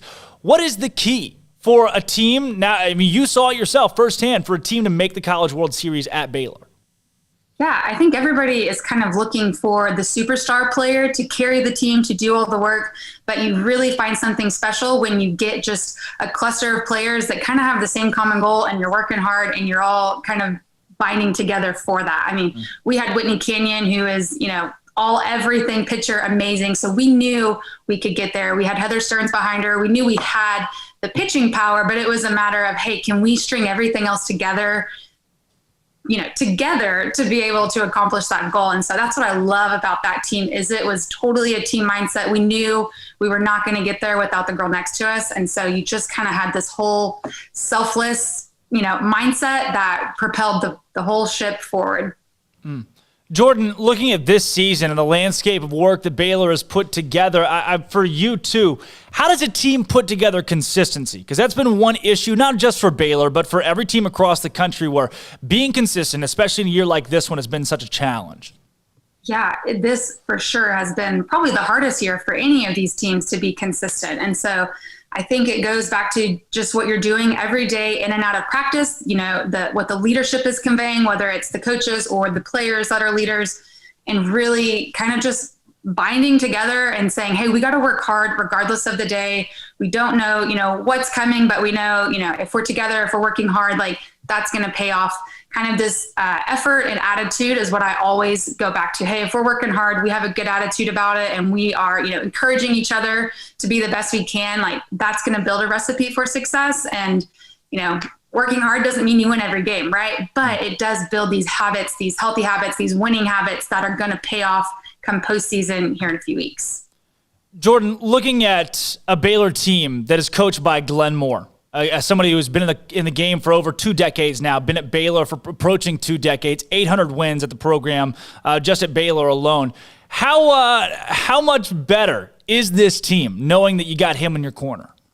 Oh yeah, Coach Moore is great. I am very confident in saying there's really not many coaches, if any, that are like him in the landscape of college softball. He is what you see is what you get. So these interviews that you guys do with him, or the on-screen, interviews that you see on TV, that is truly who he is. He loves these players. He loves the Lord more than that. And so he is really trying to make these athletes great people on and off the field. He's trying to instill in them these hardworking values and ethic, work ethic that, will translate across the board everywhere else. And so he pushes these girls just to be the best. And that is, that's invaluable as a player. That, softball is, ball is life, right? When you're in college, but there is a life after the cleats, after the ball. And so knowing that you have him in your corner is encouraging, sometimes a little scary and intimidating, but he's going to go to bat for these girls. I didn't mean to include that pun, but he's going to just lay it all out there for these girls. And in return, it makes it that much easier for them to do that for him and his staff. So. Jordan, moving into Big 12 conference tournament play, just the dynamic of the conference tournament itself. Only 6 teams able to make it. There's pool play. Then you go into bracket. It's very short. It's just a little blurb on your schedule. What is the Big 12 tournament like, and how difficult is it to try to get yourself up to compete for it when you're playing so many different teams in a short span? Yeah. So unfortunately, I never got to play in it. They took it out. It went away the year before I got to Baylor, and then it came back the year that I left. And so it was a little disappointing. But it is an interesting concept, right? They've got the 2 pools, and then you basically, play your seed that you finish in on Saturday, which is a little strange. It can help teams. It's going to be a big benefit for Baylor if we can play well and win, right? We should have a place, we're 32 RPI right now, so we should have a place in this field of 64 for postseason, but you are still kind of on that bubble with all the automatic qualifiers that will be coming through with these conference tournaments and things of that nature. So you can never be too sure. So it's really good to, add some insurance runs, play well. You've got OSU and Texas playing. Texas is fighting for a host spot in the regional landscape. And so it really can help shake things out. And it's a nice little tune-up. I would say after our Texas weekend last weekend, we for sure need the games. So I think it's all about mindset and mentality of how you're viewing these as, hey, these are another chance, to get better before postseason. Like, this is when it matters. This is what we're working for. And it's just fun to see all these tournaments. If you are watching the tournament, you've got OSU and UT on one field, and you've got Baylor, Texas Tech on the other, and you've got fans in between watching both games. Like, that is a lot of just athletic talent and fun softball, right? Back to back. So really fun opportunity with the right mindset. Jordan, along with it, this Baylor team moving into the postseason, we've talked about some of the key pieces that they have. In a dream scenario, what is really the best case scenario for Baylor softball moving forward to try to make a run in this postseason? Yeah, I think we put up a good showing this weekend, get out with 1 or 2 wins. We will be playing, number 1 OU here in a minute. So that'll be a good litmus test for us moving into postseason. But even then, I think we'll probably end up with a 2 or 3 seed somewhere. I would love to, I think Arkansas might be hosting, LSU might be hosting. Either one of those would be great places for us to end up. Both those teams are playing well, but would love to see us just get in there and compete. And kind of what you said earlier, like, Baylor loves to be the underdog. We are scrappy, underrated. And so I love to see them get in there and mix it up in the postseason. Obviously, Glenn Moore, a lot of success at Baylor when playing in Fayetteville, and he knows Baton Rouge really well, along with Beth Tarina. So it'd be awesome to see Baylor in either of those regionals. And then, Jordan, not just what can Baylor do, but what gives you the confidence that Baylor could make a postseason run? Yeah, they've got a lot of veteran leadership. You look at Gio Rodoni in the circle, Goose McGlon out there, Taylor Ellis. These players have been there. They've done that. They've all been in the World Series, so they know what the end of the tunnel could look like. And you're looking at the end of their careers. And so you've got kind of that extra special push for them, and just the ability to know that they've been there. They can lead to that position. You never know what could happen in the postseason. All it takes is just a little bit of magic to get on a run. Like, you get on a streak and it doesn't stop. And that would be a great testament to their freshman year team that did go to the World Series, upsetting an incredible Arizona team in that super regional. So they can do it, and they're going to have to rely on that senior leadership to step up and just kind of show the way. Jordan, I'd be remiss if I didn't bring it up. Coach Moore and I sat down for dinner at a cheesecake factory in Gainesville, Florida, right before the COVID-19 pause, on a road trip for a series down at UF.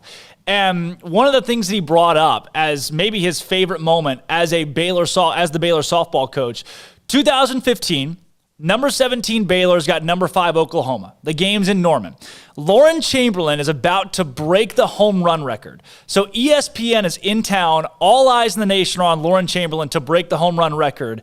And out comes little Baylor with Heather Stearns shutting out Oklahoma, mercy ruling Oklahoma 8-0 in Norman. Stearns 2-hit the Sooners that night. What do you remember about that game?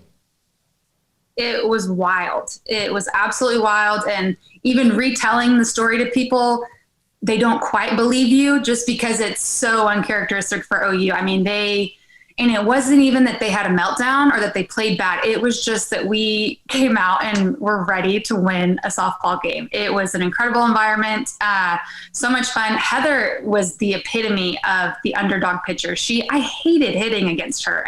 But everybody knew Whitney Canyon as the lefty superstar All-American. So you never knew what was the 2-punch of that, right? And so whenever 2 is just as scary, if not scarier than 1, which at that point it was just Heather, but people, again, just underrated her, did not give her the credit she deserved. And I think that game, she proved herself in the World Series the year before, but then that game coming out and just making Oklahoma look silly, to be totally honest with you. That was such a defining moment in her career and such a fun memory for my senior season. Like, not many people can say, yeah, we run-rolled Oklahoma on their turf. Obviously, or Oklahoma's Lauren Chamberlain would come back and break the home run record in the midweek the next week. But Coach Moore told me that obviously it was the pitching staff's number 1 goal to not let Lauren Chamberlain hit a home run. And then how about we go back before? I'd be remiss if I didn't bring this one up either. 2014. The game is all but over. I mean, Baylor is about to be mercy ruled in the College World Series, really on national television. Everybody's watching. Kentucky's rolling, and the Lady Bears haven't even put up a run. Refresh my memory on what happened after that. Oh, yeah. I'll let you know. So we came back with literally 2 outs in the bottom of the 6th inning and came back to win in 8 and extra innings. And it was an unbelievable game. Again, another one of those games where, and even whenever you watch it, you don't know how it's going to end. You don't know how we come back and win that game. And so, but again, you got Heather Stearns coming in the circle and really passing the bat offensively. It was one of those, Ari Hawkins had an incredible game, but it was that team was literally just, you get on base and then I'll get on base and then I'll get on base. And so we really just passed the bat and the true epitome of like a total team effort. Really incredible game to be a part of. You started with everybody kind of cheering for Kentucky, and by the end, just the whole stadium, 10,000 people are just roaring for Baylor, like could not believe it, including us. But it was so awesome. 7-0 score and a comeback. Prior to that game, Kentucky's pitcher had only allowed 7 hits in the entire World Series. Baylor put up 6 in the 6th inning alone to win that one. Jordan, I was just going down memory lane. A little bit of softball nostalgia for you there. Love it. Before we get you out of here, though, we got our Bear Games question of the day where we're talking about Kim Mulkey, who's being honored tomorrow as a Naismith Hall of Famer. She'll be inducted. Michael Jordan giving her introduction. She'll give a speech. And we're asking folks their favorite Kim Mulkey memory from her and her time in her 21 seasons at Baylor. What is yours, Jordan? Man, Kim Mulkey, she is incredible. I already miss her, but I'm so excited for her to just, succeed at LSU and be home where she wants to be. So Mackenzie, her daughter, Robertson at the time, she used to be on the softball team. And so she would come and pinch run for softball and was kind of a multi-sport athlete. But whenever she hung up her cleats, Kim came and gave the pregame speech for, one of our softball games. I believe it was actually against OU my freshman year for a home series. And I felt like just after that moment, I was ready to run through a wall for her. I mean, she knows how to get to these athletes, to inspire them, to get them to play hard. And I mean, I was like, I will go play for you any day. You want me in a basketball uniform? Let's go. But just her spirit, her, her aggressiveness, her fierceness, she is just such a total team player, like work hard, play hard, like let's go get them. I love Baylor, basically. So really fun, like just kind of personal memory that we had with her as the softball team. Well, Jordan, thanks so much for joining the show today and giving us your perspective on this Baylor softball season. And like I said, a trip down memory lane a little bit there with Baylor softball memories of old. It's a pleasure to have you on. Yeah, thanks so much for having me. This was great. Yeah, let's do it again after they come back to upset Tech and then beat Oklahoma this afternoon. Sounds great. I love it. I love it. Thanks again, Jordan. That was Jordan Strickland, ESPN Plus analyst for Baylor softball, covering Baylor softball as a Baylor alumni. When we come back, we're going to roll through our top 5, the moments of the week this week on Up-Tempo, and all the best things that we've seen in the past 5 days. I'm Drake Toll. That's Marquise Cooley. We got Jack McKenzie up in this stew today. When we come back, it is top 5 time. This, don't go anywhere, is Up-Tempo. It's Friday, and the big Baylor sports weekend is finally here. Starting in baseball, the Bears are trekking up to Stillwater to meet Oklahoma State in the crucial 3-game road series. Games will take place Friday through Sunday at 6 p.m., 6 p.m., and 1 p.m. respectively. What's on the line? OSU currently sits at 10-11 in Big 12 play, with the Bears right in front of them at 9-9. Baylor can also win its 5th straight conference series for the first time since 2012. Each game will air on ESPN Plus and the Baylor Sports Network. In softball, the Lady Bears are in Oklahoma City today and tomorrow to kick off the Big 12 tournament. Action started at 11 o'clock this morning as the team squared off with Texas Tech. Baylor will play again at 2 against Oklahoma. The 4-seed Lady Bears will continue with bracket play tomorrow against either Texas, Iowa State, or Oklahoma State. In track, the Bears are in the Little Apple as both the men's and women's teams compete in the Big 12 championships. The men's team will feature 10 competitors in the green and gold, while the women bolster 9. Coverage on Saturday and Sunday will be on ESPN+. And the number 1 tennis team in the nation is Orlando bound as your Bears take on the number 15 Ole Miss Monday at noon in the Sweet 16 of the NCAA Outdoor Championship, with the quarterfinals following on next Thursday. The tournament will wrap up next Saturday with the title. Elsewhere in the nation, Texas freshman Greg Brown has entered the NBA draft.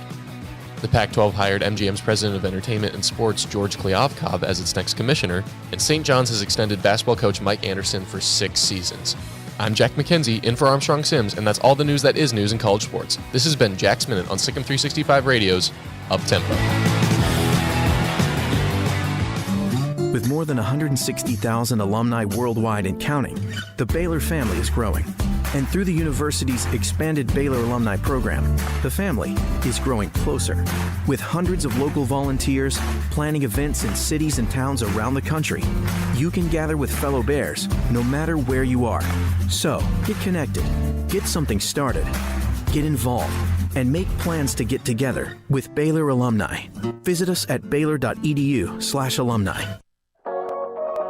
Waco Regional Tennis and Fitness was built to help give you a chance to enjoy elite tennis facilities and also remain fit or reshape your body. Now Waco Regional Tennis and Fitness has gone through its own physical changes. There are 7 large flat screens stretched across the main and improved weight room with Wi-Fi available and their own app to enjoy news, business, weather, or sports channels. The beautiful sound of active treadmills and elliptical machines, group exercise classes throughout each day, a new ballet bar for bar classes, a new look lounge and bar with beer and wine with more large flat screens available. Touchless water fountains outside each spacious men's and women's locker rooms, showers, sauna, and whirlpool. Upgraded PA system throughout the world-class tennis courts and lessons for adults and juniors. I promise you'll look and feel better. You just need to walk through the front door. Also, Waco Regional Tennis and Fitness with personal trainers Christy London and Randall Corley. 40-plus group exercise classes, including twice-a-week boot camp. So start today, not tomorrow, at Waco Regional Tennis and Fitness on Lakeshore Drive in Waco.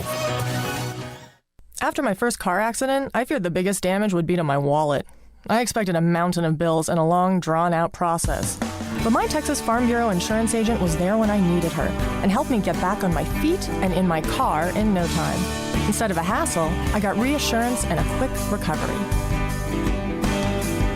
Stop by and see our agents at one of our 3 McLennan County locations. Coverage and discounts are subject to qualifications and policy terms and may vary by situation. Let Camille Johnson Realtors guide you seamlessly through the process of buying your dream home or selling your current one. Commercial, farm and ranch, or residential, Camille Johnson Realtors can smoothly and successfully lead you through any transaction. With a team of 28 experienced agents who are excited about serving you, Camille Johnson Realtors services the entire greater Waco area. If you're in the market to buy or sell, contact Camille Johnson Realtors, 104 Midway Center in Woodway, or find them online at www.camillejohnson.com. Camille Johnson Realtors, elegant, charming, warm. Welcome home.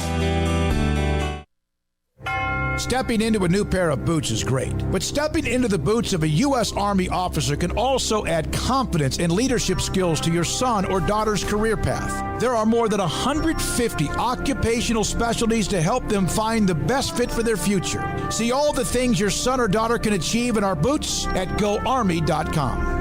U.S. Army Waco Recruiting Company, 254-598-8131 or 254-776-1543.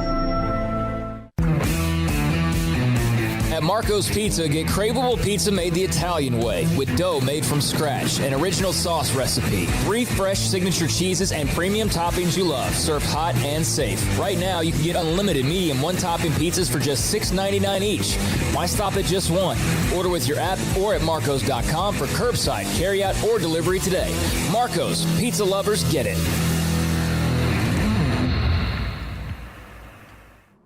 I got breaking news here. We got Western Athletic Conference just announced they're adding several schools. The WAC. The WAC. Okay. Welcome back to Up Tempo on SicEm365 Radio. I think Coach Gundy would be like my guy that I would just like just a hair. Yeah. I just want to be able to see it flow when I kind of slam his arm down. Here's Drake Toll. And welcome back into the Penny Clinic Low T Bears Den. How about it?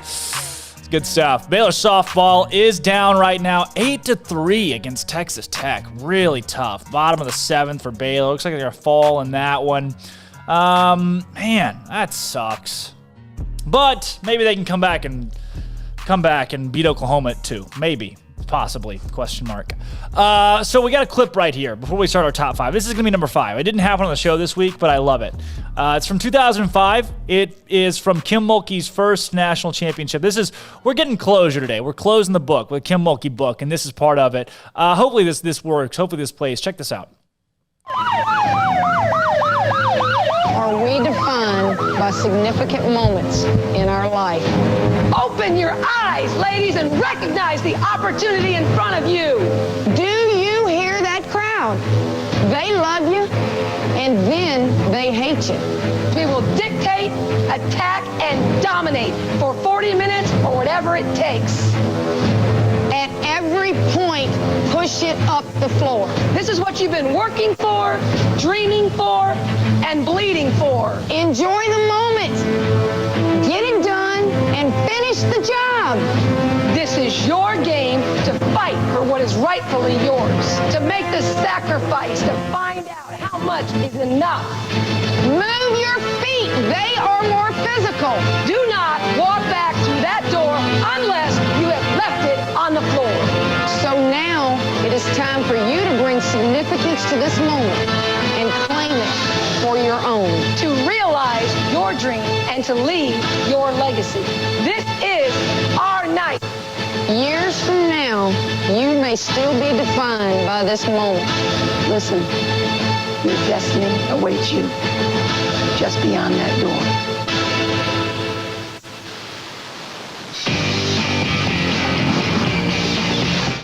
Bring it back. Bring back those intros. That was before the 2005 National Championship on ESPN. Jeez, getting me fired up. Kim Mulkey in her first national championship taking on Michigan State, who was in its first national championship at that point in time as well. And Kim Mulkey and the Lady Bears steamrolled the Lady Spartans to take that one home in '05. All right, that was the number 3 thing that happened this week on Uptempo. Top 5 is becoming top 3 today because there's just a lot going on, and we're cut short for time. We are cut for time, as Saturday Night Live would say.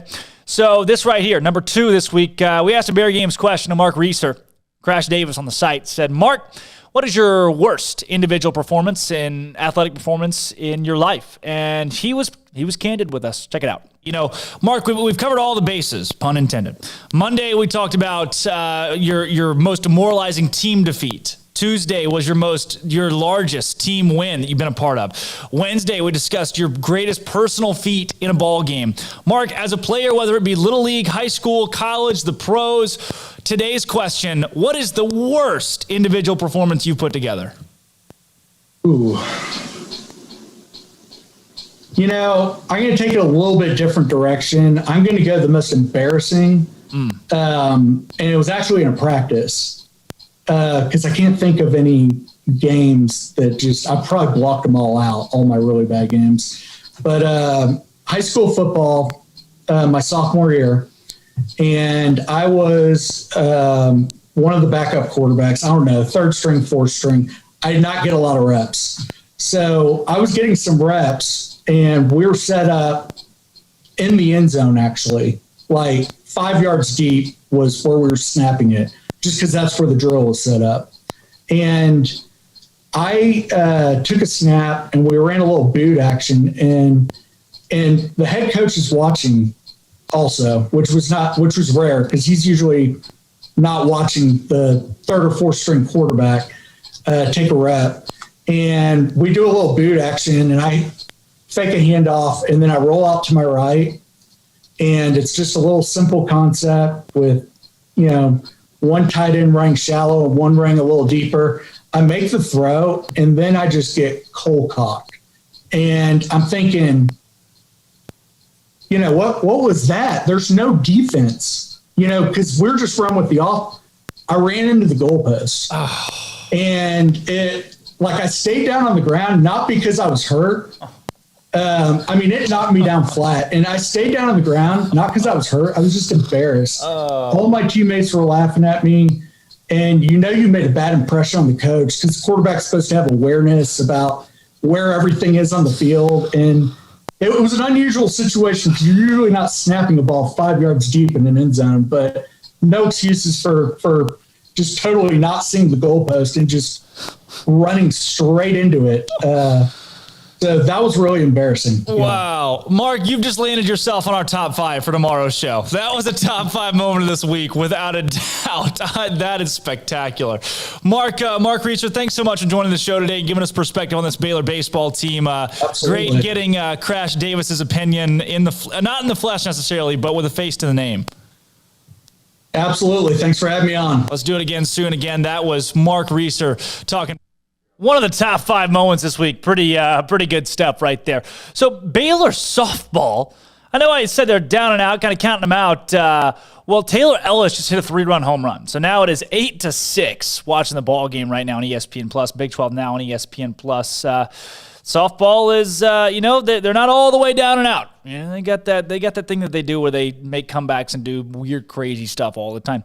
The number one thing that happened this week, well, Nikki Collin made her first hire. She retained Coach Jeremy Hefner, who said he's staying in Waco, going to be a Lady Bear basketball coach for hopefully good. I mean, this is the way he made it sound. He's a lifer.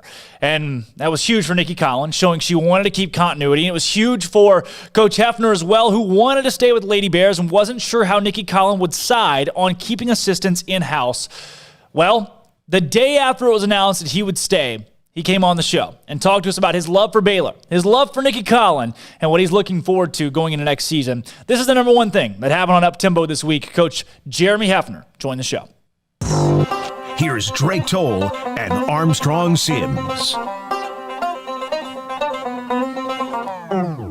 Welcome back into the Petty Clinic Low T Bears Den. Happy Wednesday, everybody. May 12th, and a lot going on this week across Baylor athletics. Got baseball this weekend. Got softball this weekend. Men's tennis is in Orlando.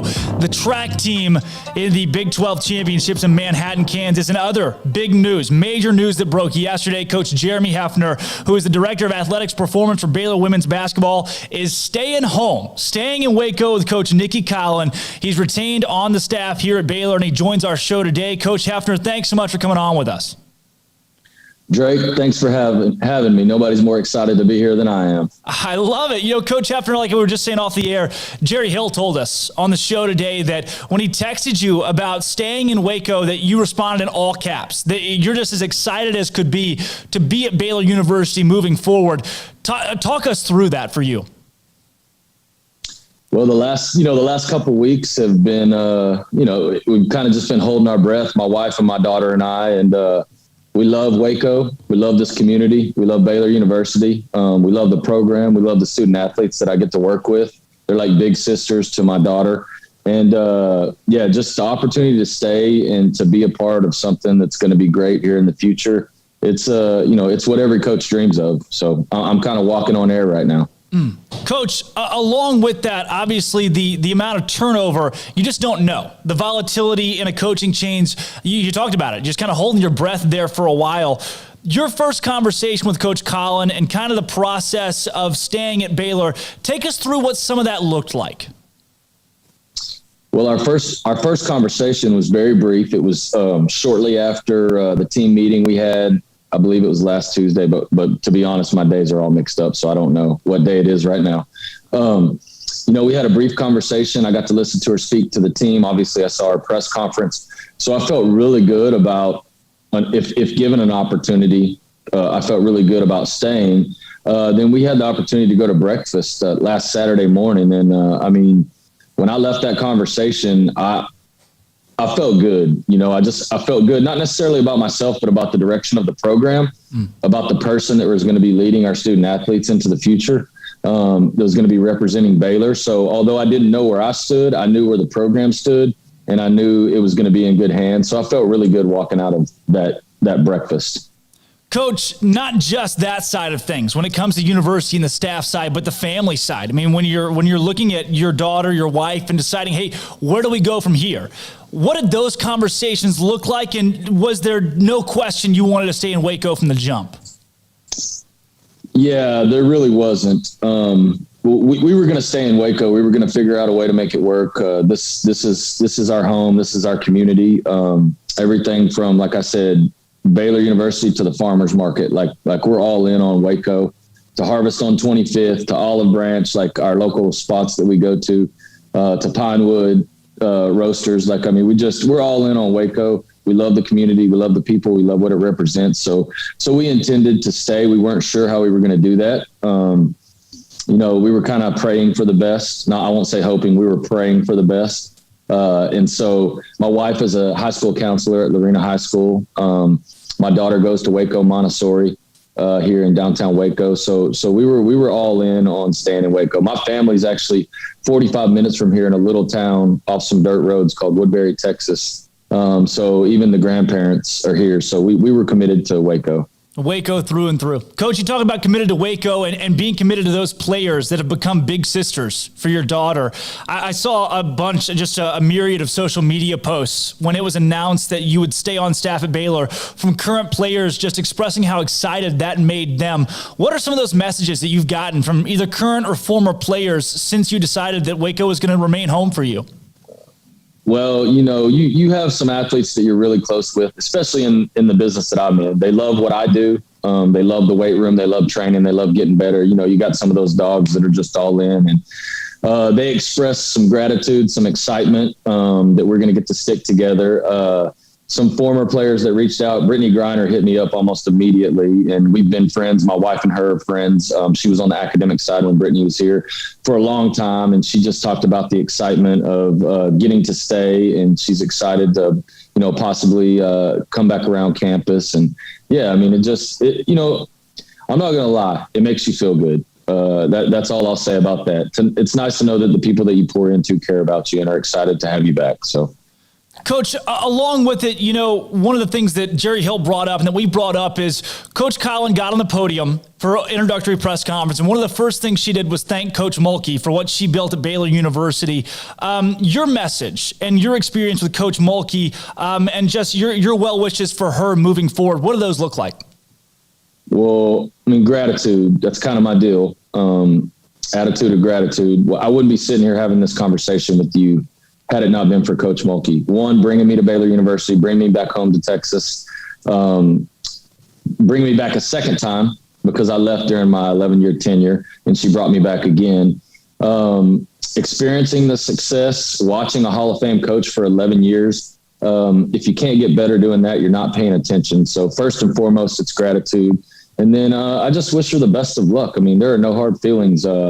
Kim is a friend of mine. She's a mentor, and she's a friend of my family's, my daughter's and my wife's. And she's going to go do what Kim does at LSU, and I wish her nothing but the best of luck.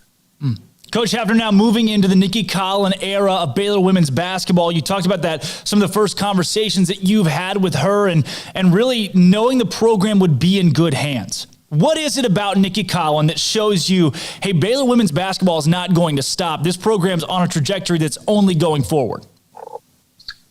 I mean, well, she's coming from where everybody wants to be. You know, she knows she has the golden ticket to get to the WNBA.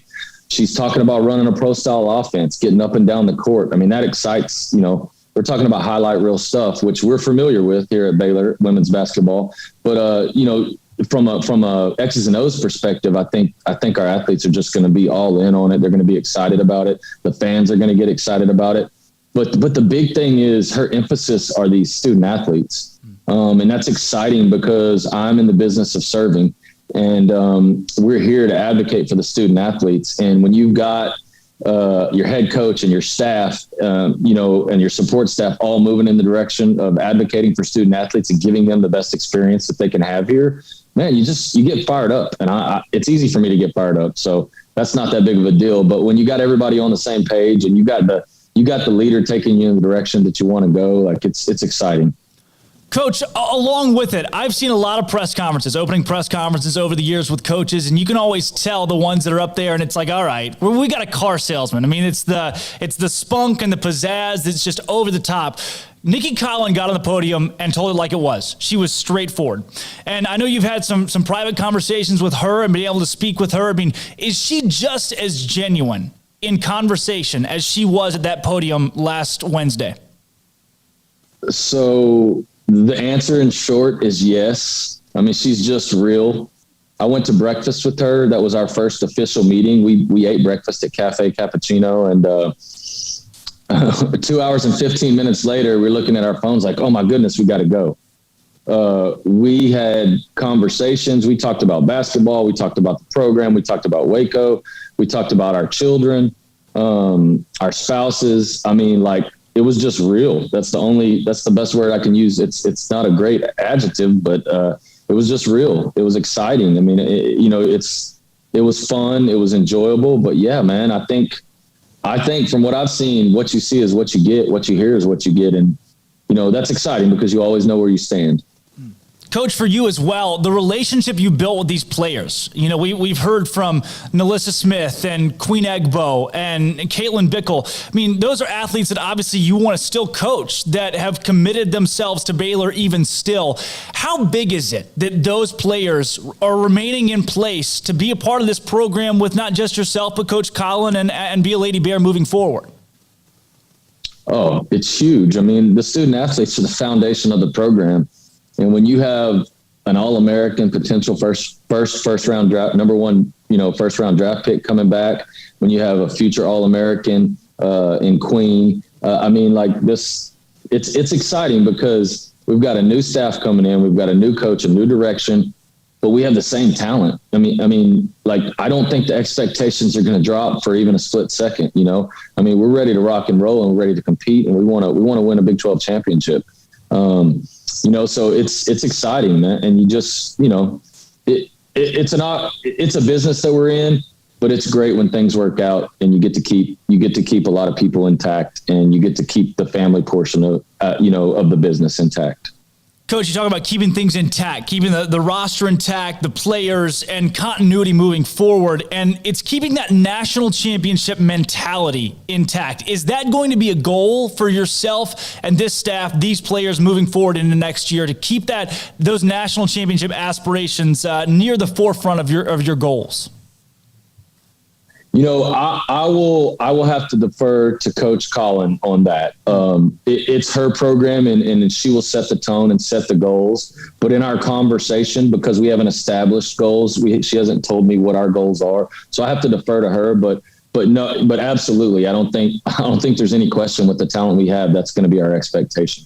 I love it. Coach, along with that, we've heard so much about how your role being as the director of athletics performance or comparable to strength and conditioning coordinator with the team, that really there are a few coaches that get a closer relationship or spend more time with the team. Is that a fair assessment in what you do? Absolutely. Myself and our athletic trainer, Alex Olson, who's phenomenal. We spend, we're with the girls 10.5 months a year every day.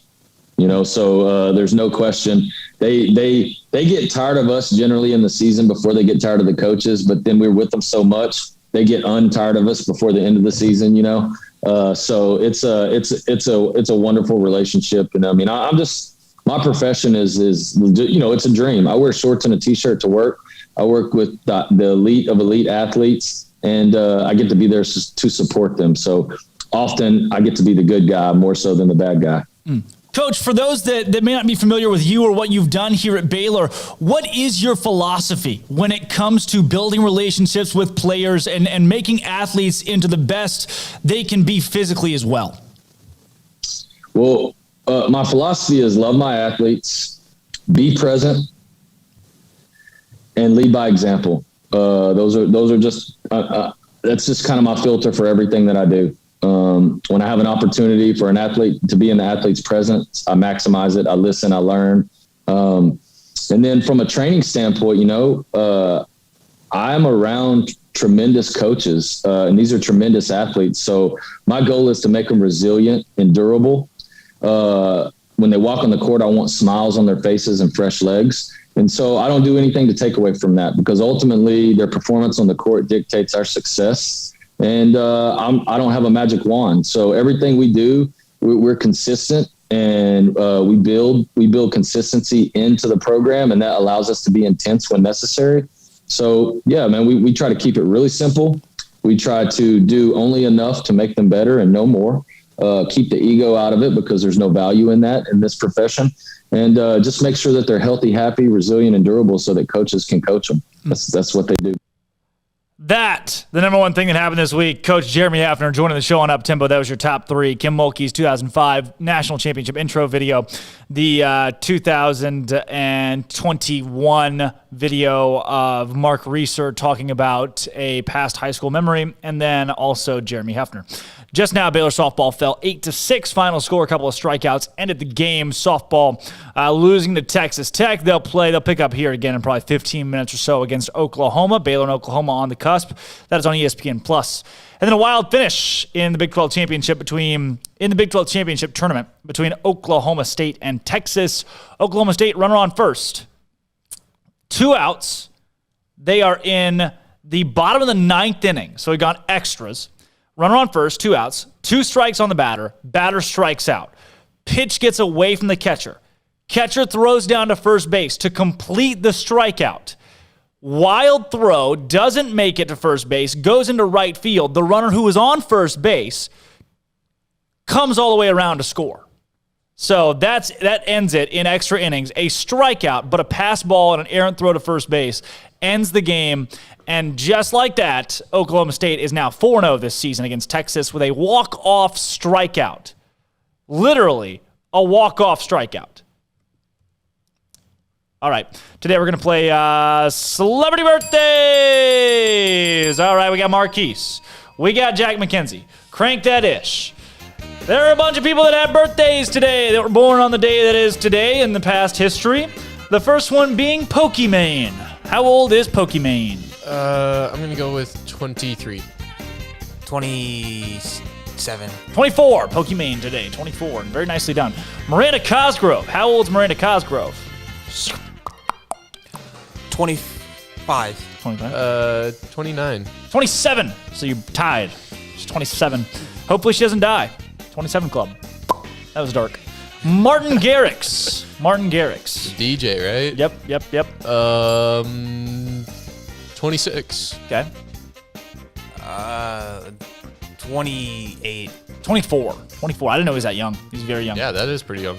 Zucks to Zuck. Mark Zuckerberg is having a birthday today. How old's Mark Zuckerberg? Ooh. I'm not sure. I'm going to say 28. I'm going to go 37. 36. 36. Oh! 36. Rob Gronkowski's birthday is today. Gronk. Party animal. 32. Actually, that might be a bit old. I'm going to go 30. I meant 31. I thought he was like 36. I didn't know he's so young. George Lucas. George Lucas, I'm going to go 65. 65. I'm going to go a nice even 70. I would have said like 83. He's 76. George Lucas, 76. Wow. You have Dustin Lynch, country singer. Clay Matthews. Clay Matthews having a birthday today. He's retired. The third? Yeah. Sorry, I'm a Packers fan. I'm going to go with like 34. Yes. He's 34 years old today. Clayton Matthews, God, I'm a Packers 34 fan. years old. Ross Lavelle, soccer player. Is that a women's national team soccer player? Nope. No idea. Maybe. Yes, it is. Ross Lavelle is an women's national player. I'm just going to go with like 27. I have no idea. Yeah, I'm 25. Hey! 25. Go, 25. Marquise. All right, the 11th Kentucky Derby this day in sports history. Babe Henderson aboard Joe Cotton wins in 2:37.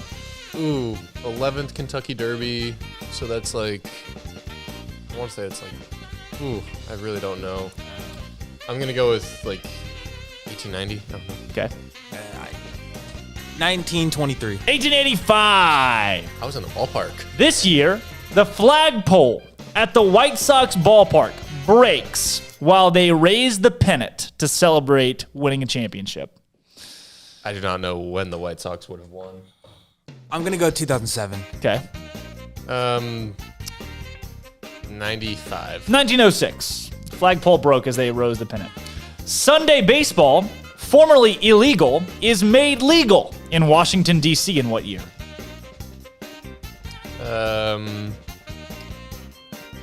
1952. Okay. 1917. 1918. They said, hey, World War I's enough to deal with. I went after World War II. World War I's enough to deal with. We're going to give you guys Sunday baseball. You deserve it, America. England soccer beats Nazi Germany. Yes. 6-3. 38. It is. It is 1938. Way to go. Bingo. Nice. Take 2 that, wins today. Nazi Germany. Yeah. Ha. First Tour de France. No, I was okay. Let's see here. Yeah, I'm not sure. I don't know either. I read that incorrectly.